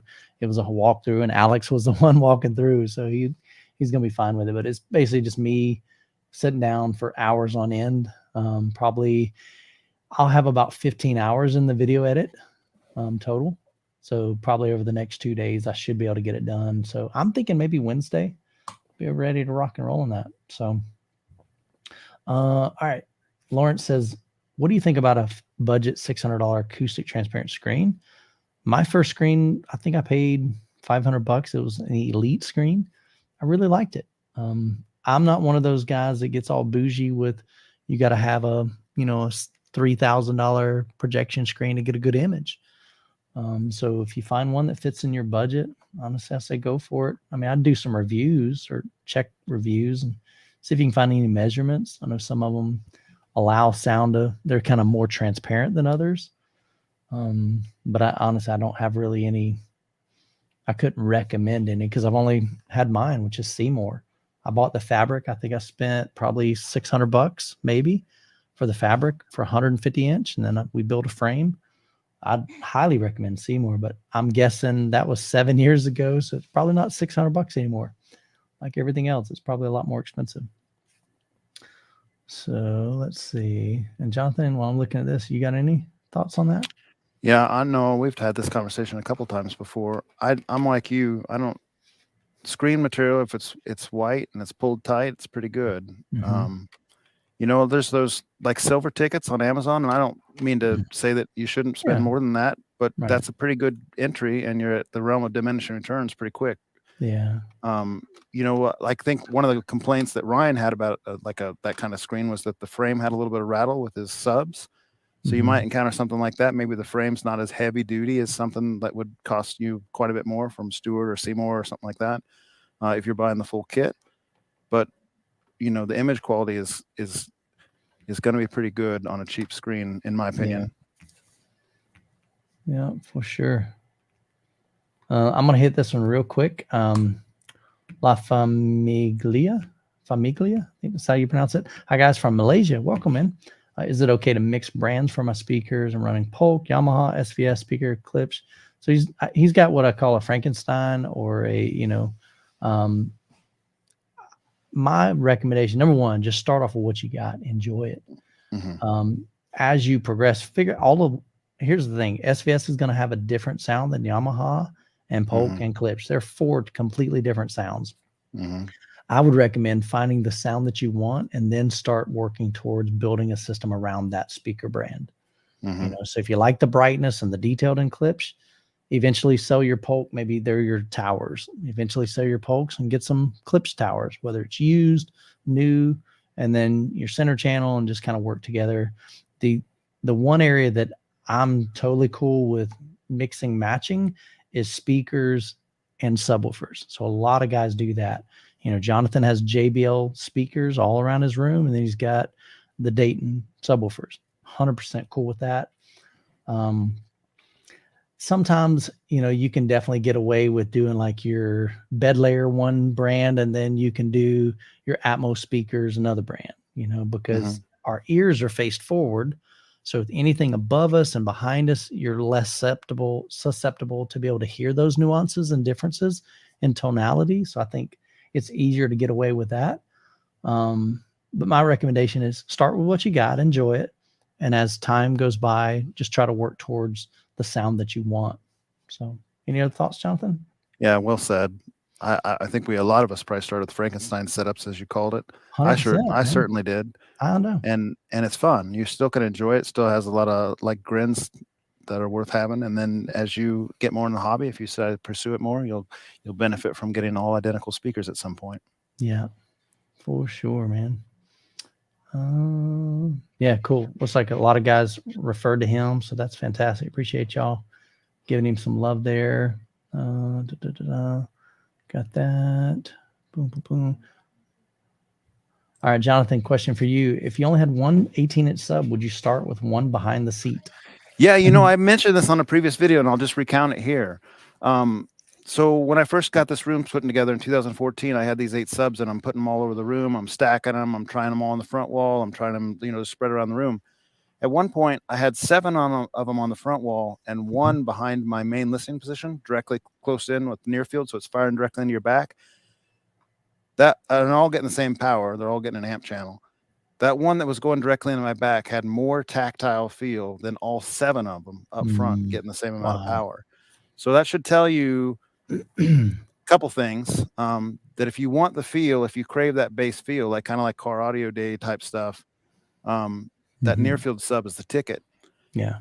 But I don't know that I'd want it by itself. And I'll tell you, because the reason is that it sounds like the subs behind you instead of from front of you. So the way I handle it right now, I have 5 subs up front and 3 behind me. And the 5 subs up front are set 1 dB, just a single dB louder than my rear subs. And that keeps that soundstage front. Nice. So that I don't know that there's subs behind me. I just feel it. So it's kind of like they're kind of supporting your front. Yes. They're giving me all that feel that you don't get from the front subs. You can't get from the front subs without just turning them up so loud your ears bleed. Nuts. Yep. They give you that feel, but you still have the sound coming from the front that matches the front sound stage and sounds like you expect it should. Yeah. So a long way to answer your question. But I would absolutely have one behind my seat if I have my druthers. You can't do it in all situations, but if you can, try it.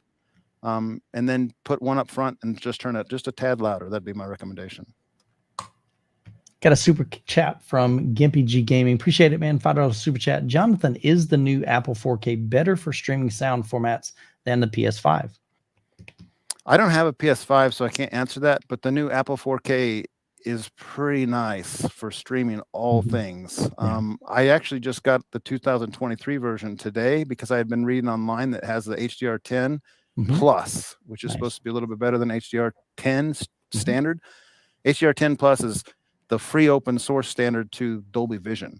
Yeah. And you have to get the 2020, I say 2023, it's actually late 2022 is when it came out, but it's the newest 3rd generation 4K TV that has that.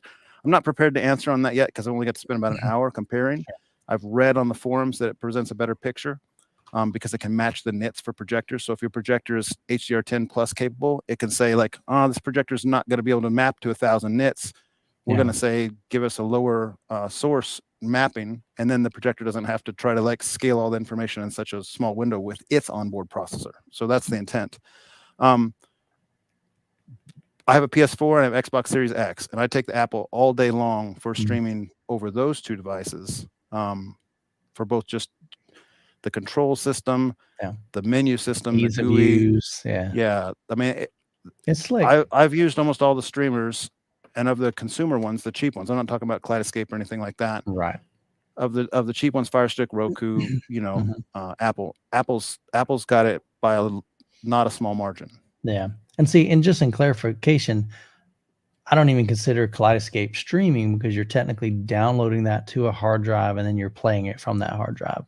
So streaming is a little bit different process where you're physically watching a movie from somebody else's computer that's might be in another state or even another country or something. So I'm going to expand on the answer a little bit too. I bought a Shield at one point to try that because a lot of people like the Shield.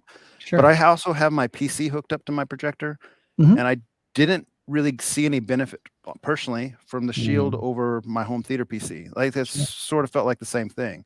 The Apple GUI is much more just efficient and clean and everything, and I do see a difference there. I do see the value in Apple. The one caveat against Apple right now is that for Plex streaming, if you want to do that, it doesn't support Atmos. Yeah. It's kind of whack-a-doo-doo. Don't like that, as Chana would say. Ike, why you busting my chops, man? He says we need a Youth Man deal on the $2 Patreon tier. What's up with that, man? Come on, bro.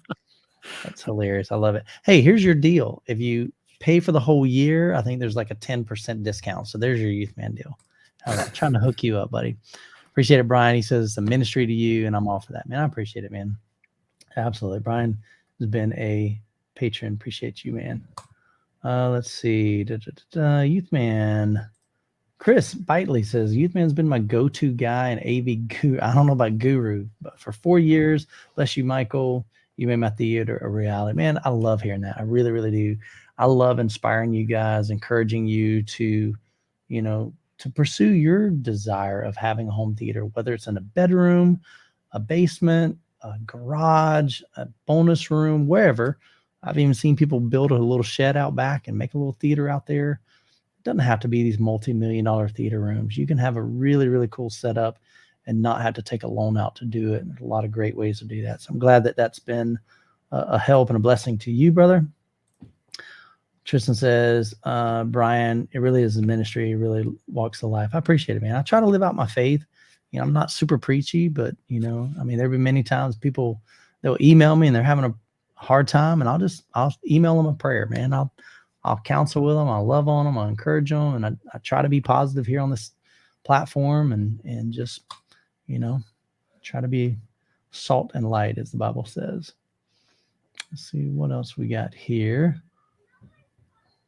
Okay, cool. Here's a good question. Sean says, hello from Australia. What's everyone's thoughts on Atmos speakers being bookshelf style, mounted on the sides against the ceiling and angled to the seat? So that sounds kind of like more height speakers, I guess. I think bookshelves, it doesn't matter if it's a bookshelf, in-ceiling speaker, on-ceiling speaker. As long as you have a quality speaker, you can absolutely do that. Location is going to determine how they perform in that room. So definitely do your research on where to place those, what angles you need to place those to get good Atmos sound and separation from your bed layer. But I don't see any problem with doing. Jonathan, you can't really see it here, but in a way they're not necessarily book. Oh, there you go. So his Atmos speakers are big bookshelf speakers. It's the same speakers that's behind his head over there on the wall. Yep. So, you don't have to have an in ceiling. You can absolutely have an on ceiling speaker, and those sound awesome. So 100%. Let's see. All right. So this is true story. Chris, what was the last movie you watched in your home theater for your own enjoyment? And what did you think? Jonathan, same question. Number one, I have a horrible memory. Number two, it's been a little while since I've watched a movie because my theater room half the time is in a disarray. Right now, I have a entire Klipsch 7.2.4 Dolby Atmos system, all unboxed. It's in front of my theater, screen, in between my front row. So it's just taking up floor space right now. I've got other equipment in there. I've got a Mad VR in there. No, it's installed, but I've got another. Oh, it's the what is it called? Zapedi. The box is in there on the floor. I've got lighting in there. So a lot of times it's hard for me to just sit down and enjoy a movie because this is like my job. I review content for you guys and I'm filming in there a lot. Honestly, probably the last movie I watched wasn't in a theater room. It was in the living room with Jessica. We've watched a couple of movies together, but again, my memory is terrible. So I don't really remember. It's probably chick flick. She ain't going to watch an awesome, shoot 'em up, blow 'em up kind of movie. So Jonathan, last movie you watched, do you remember? The whole time you're talking, you had me on the screen. So that was kind of funny. Oh, that is funny. My bad. I don't know how that happened. Did I all right. Oh, I blew you up so we could see your speakers. That's what it was. My bad. That's all right. I was like, this is awkward. Should I be winking and nodding? and here I'm like, Jonathan, what do you think, man? I didn't even recognize it. That's hilarious. So we've been watching the Star Wars movies, which I mentioned earlier. We're on number 7 of it. I like the Star Wars movies. I'm not like a diehard fan of them. I'll say the last thing I watched in my theater that I really, really liked and was kind of a surprise was a recommendation to me from someone on Netflix called Arcane, ARCA. Let me look it up real quick. ARCANE. I really enjoyed that. It's like a very well done, illustrated, like cartoon story. And it's got excellent sound and excellent video, and I just really enjoyed it. It's 10, I don't know, maybe 10 episodes long or something.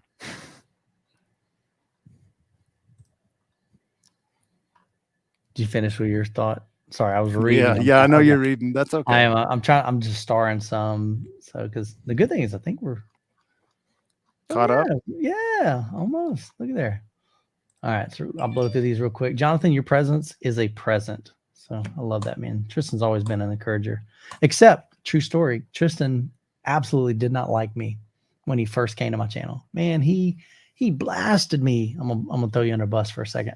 He blasted me, man. He's like, you don't know what you're talking about, basically. And so I just had a conversation with him, and we began to talk. And by the end of this long thread of a conversation, he said, I'm sorry, man. I pegged you wrong, basically. Like I had a preconceived idea of who you were and what you stood for and your character or whatever, something like that. And he went back and deleted all the comment, and we've been good friends ever since. He's like he's always my cheerleader. He's like, man, don't you be getting on youth, man. I'll rough you up, you know. And he goes to bat for me. So, man, I appreciate you, brother. That's pretty funny. Danny says, your YouTube is good. I like the projector comparison you recently did. It helped me. So see, Jonathan, man, the stuff that you do, man, is a blessing to others. So keep it going. And Randy said, man, I'll put Jonathan's channel on repeat 24/7. We'll have you up there by next week. Talking about your watch time hours. Yeah. Awesome, I get in trouble. They're going to can my channel. Chris Bitely, I've been a long-time Youth Man supporter, but I've just recently been getting even more involved and really trying to reach out. I have something huge to discuss, and I will keep trying to okay, so that's what you had been talking about. So again, man, hit me up with an email. Hopefully I'll see it. I get I get hundreds of emails almost every day. So hit me up on there. Of course, like I said, there's always Patreon, but definitely not required. Let me back up here. Okay, cool. Youth Man, I know you heard the Trinov. I was wondering where you think the law of diminishing returns kicks in. Is the sound of Trinov worth the additional price tag over your in-home processor? Again, Trinov is top tier, man. I mean, you're going to spend $16,000 roughly for the 16 channel. You're going to spend $32,000 for the 32 channel. Do I have that kind of money? No. I probably won't ever have a Trinov in my setup. Does it do things that my Marantz cannot do? Absolutely. Is it cream of the crop video processor? Pretty much. I mean, it's way on up there. There are a couple others that kind of hang with it, Storm Audio and different things, but law of diminishing return is with anything in life. You know, you can look at parts for a car, you can look at golf clubs, you can look at anything, you know, baseball bats, if you're, you know, into sports, tennis shoes, running shoes. Is there a law of diminishing returns? Absolutely. Is it worth it? Only you can decide. So you'll have to figure that out for yourself. Is it worth it for me? No, because there's no way Jessica would let me spend $13,000 on a processor. So have you ever tried studio monitors, such from Kali, Atom, Yamaha, JBL, all those different ones? I haven't in my theater. I mean, I have tried some studio monitors, but they're inexpensive ones from like OSD. They do a decent job. So, but I have something to say on that. I haven't done any for home theater. At Expona, and I mentioned this on a previous show, they had a Yamaha 7.1.4 system, all identical bookshelves, like studio monitors, and they were quite good. That was a great little experience. They're not going to do reference volume typically, but if you don't care about that and you just want good sound, those are made for good sound. So I applaud what you're doing. Those Genelecs are nice speakers. Can't see it. Sorry about that. Wow. Sorry about that. Now I have to switch these headphones because these are great, but holy cow, after a while, they're a lot heavier. They're too hot. They push on my ears because I have glasses and they just start giving me a headache. So I put these real cheap light ones. So sorry about that. It's pitch black under my desk. I'm like trying to find, where's the daggone thing? I couldn't find it. So then my speakers are blasting into the microphone. Did you cover what you were saying? Yeah. I just mentioned that I think that's a great idea, especially if reference volumes isn't your main thing. Nice. Studio monitors are made for having the best quality, like most accurate sound. I mean, that's what they're designed to do. You put a little setup around of those, and it's really nice. It's pretty pleasant. Yeah. Behringer Truth is another one that you can add to that list. I've had some Behringer Truths and really liked them. Sweet. Brian says, is there Klipsch RF7 version 4 coming out soon? I haven't heard anything about it. Typically, that series comes out about every 5 years, and it'd be about due if they do, but I don't know. I haven't heard anything. Even though I've done a ton of videos, I have like 86 videos on Klipsch speakers, and I'm reviewing a whole system now. I mean, I don't get any inside scoop on these things. So they're pretty hush-hush about everything they work on. So don't know. Let's see. Klipsch RP line for home theater or focal Coras. I've got pieces of each. Currently have focal on living room and Klipsch in the theater. Should I move focals to the theater? Again, my suggestion, both of them have 2 different sounds.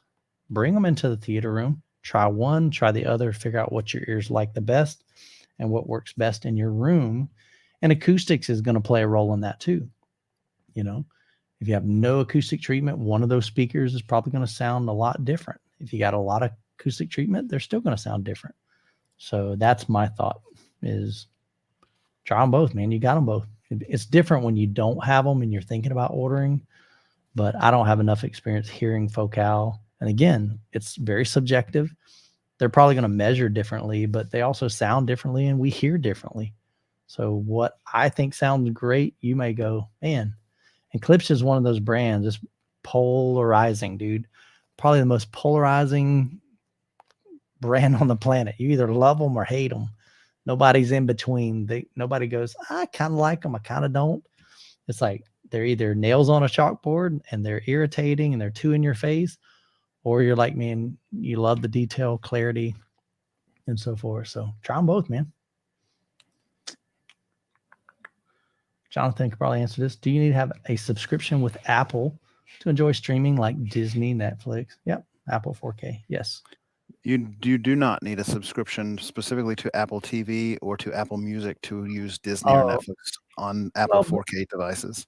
So you don't have to pay anything to Apple except for the purchase price, and then you can log into all your other streaming services. I was looking at this. I thought he was saying, like, do you have to have a subscription to Disney? Yes. Do you have to have a subscription to Netflix? Yes. But you don't have to pay anything ongoing to Apple. Yeah, the 4K players the Apple TV 4K is just a hub. Think of it that way. Mm-hmm. It's going to work a lot like your other ones you're used to. Yeah, so it can I mean, if you want to do Apple Music, you would pay for that subscription. Don't they have Apple TV as a subscription? I think it just went up. I think it's like $6 a month now. It used to be $5, and it's all homebrew stuff. Like they don't, you know, how a lot of these streaming services just incorporate a whole bunch of things. Apple makes their own content, right? Not for their music service, but for their Apple TV service. Yeah, so it just depends on what applications you want. You're going to pay a subscription for each one of those, but there's not a subscription to Apple per se. Right. There's something else that's kind of neat on that. One of my friends, when he was trying to get me to try an Apple device before I had, he said, Apple's so simple that it's the only streaming device that my mother-in-law can come in and figure out how to use without any instruction. Wow. And I think that's probably pretty true. Yeah. I don't have the remote in front of me, but if you look up the remote, it's only got a few buttons on it, and it's very intuitive. It has like a mouse wheel on it, basically, so you can navigate around real easy, and then it has a big play button, pause button, a home button. And I mean, that's really about it. There's not much there, and it just works really well. The menu's not complicated. It's real simple to find things. They're big, nice icons, and it's not cluttered with. There's 0 ads. Sure. And it's a fast device too. So your other streamers sometimes can feel a little clunky. Your menus kind of skip around a little bit. The Apple device is better processor. It's a premium streamer, and you pay a little bit for it, $150, but it's a nice one. Yeah, I agree. Pedro, he adds some clarification. He said, do you need a subscription on Apple to enjoy Disney or Netflix streaming? So you would need one for Disney and you'd need one for Netflix. It's because those are 2 different companies that you're getting source material from. Mm-hmm. So I'm not hitting all of these. Yeah, we already talked about that, Brian. man, Ryan, you kept, man, I bet you asked, is Clips doing that RS7 like 40 times? Glad we answered it.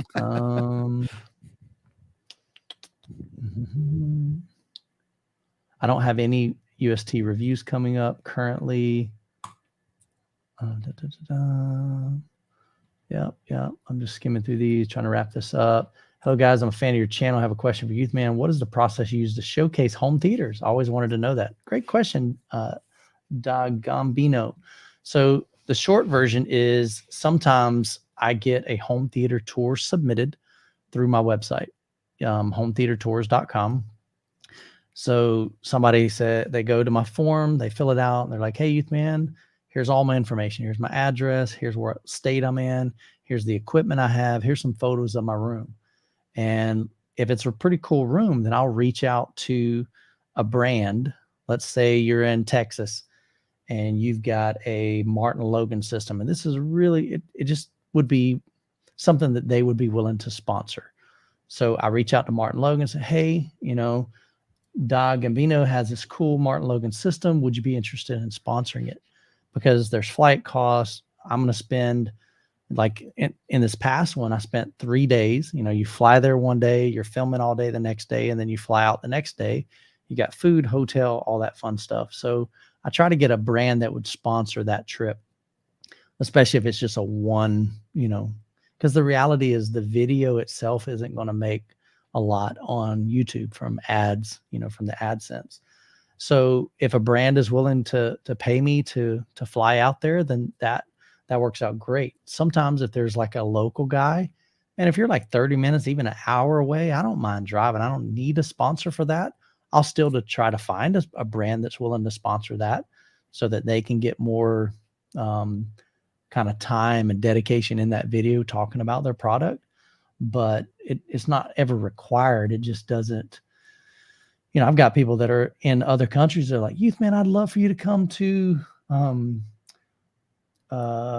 like, oh goodness, I just drew a blank. Australia. I was like, yeah, I would love to come to Australia. That flight alone is going to be $1,500. It's like, I'm not going to make but a couple $100 maybe on that video. So it just doesn't make financial sense. And as far as, to showcase it, again, it's just whoever submitted. And then we just kind of go from there. If we can find a sponsor, that'd be awesome. In the case with Jonathan, Tony, a friend of ours, kind of lined those up, and he got with Jonathan, and Jonathan kind of, got with his crew that's in there, and Jonathan opened up his home for me. None of those videos were sponsored. I just flew up. We did 9 home theaters in 4 days.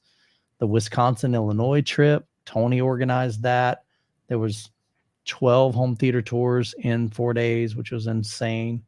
Definitely not advisable to do that many in that shorter period of time. And the thought there is like, okay, I'm going to do enough videos that will kind of justify the trip financially. And it was an awesome time. But again, none of those videos are like going nuts. I mean, Tony's video is doing really well. Jonathan, I don't even remember what yours is at. But anyway, I mean, so if I can do a bunch of them back to back, it makes more sense. But just to do a one-off kind of thing, it's always difficult unless I've got a sponsor on that. So, and this is my full-time job. So, I mean, I don't have other income coming in. So I have to rely on things like brand sponsored videos and brand deals and different things like that. Patreon, a bunch of different things. Jonathan gave some good advice there. Cool. Yep. Tech Enthusiasm likes Focal. When can we see a Youth Man and Shane Lee Spare Change collaboration? Don't know. I mean, me and Shane talk every once in a while on Facebook. He's a good dude. So, but as far as like when's that gonna happen, don't know. Yeah, I mean, yeah. Chris asked if I'd seen a guy online that claims he built his own dumbed down version of MadVR. I don't know who he is. There's definitely some guys that do that. It's hard for me to do something like that because I'm not willing to build something like that. If that's the road you want to go down, definitely there are forums out there. My understanding, building a MadVR PC, I mean, you definitely have to devote a lot more time to it And there's some workarounds and some things it cannot do that MadVR does on the full-fledged version, but you pay for that too. So you're paying for the convenience, you're paying for the reliability and so forth, and the support that they offer. I'm going to put a shout out right now for JRiver software. JRiver has a competitive processor, video processor to MadVR. Okay. It's their own in-house thing. It's much less complicated to configure. So MadVR is like a technician's wheelhouse. It's got so many different options, and frankly, they're not documented very well. On the free side, let me say this. I'm not talking about their retail product. The retail product is excellent. Their Envy. I'm talking about their free software for the PC that's been out for a lot of years, where they got the roots.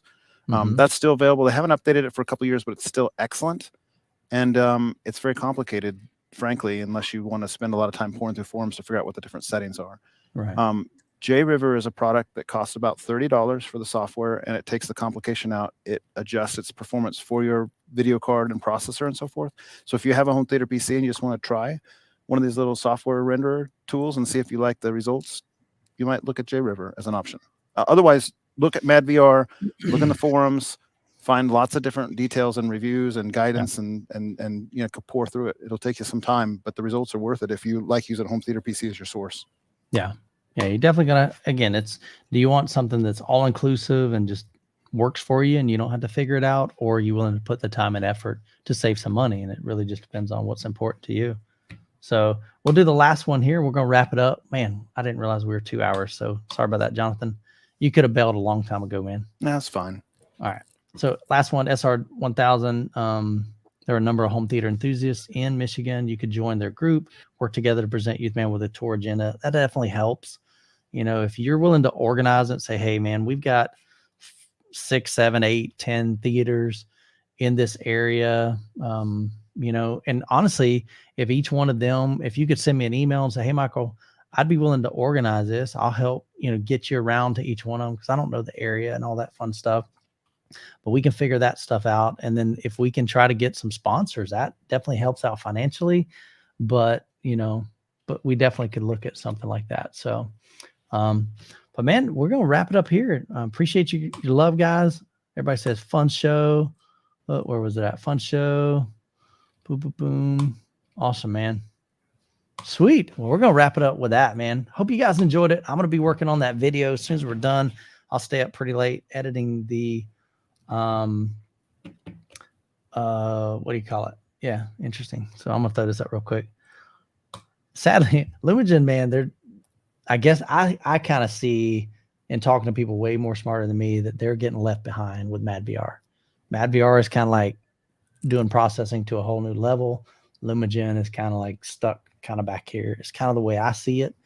And that's not even just talking to Ryan. That's other people, other companies that are turning away from Lumagen and going towards the MadVR route. They're really impressed with what they're seeing there. So take it for what it's worth. Definitely it's more or less expensive. So, but the biggest thing, like anything in life, if it meets your needs and it's cheaper, go for it. But do your research, figure out what your needs are. And, well, cool, man. Well, Jonathan, thanks for hanging out with me, guys. Love you guys. Appreciate all your love and support. All my patrons, love you guys. We're going to have that video out hopefully later on this week for that incredible home theater tour. And we got some really cool, fun stuff in the pipes. So hang out, enjoy, subscribe, do all that fun stuff. And we'll see you again next Sunday on the Sunday Night Live. Guys, have a blessed week. Appreciate y'all. See you, Jonathan. Bye, everybody. Yep. Good night.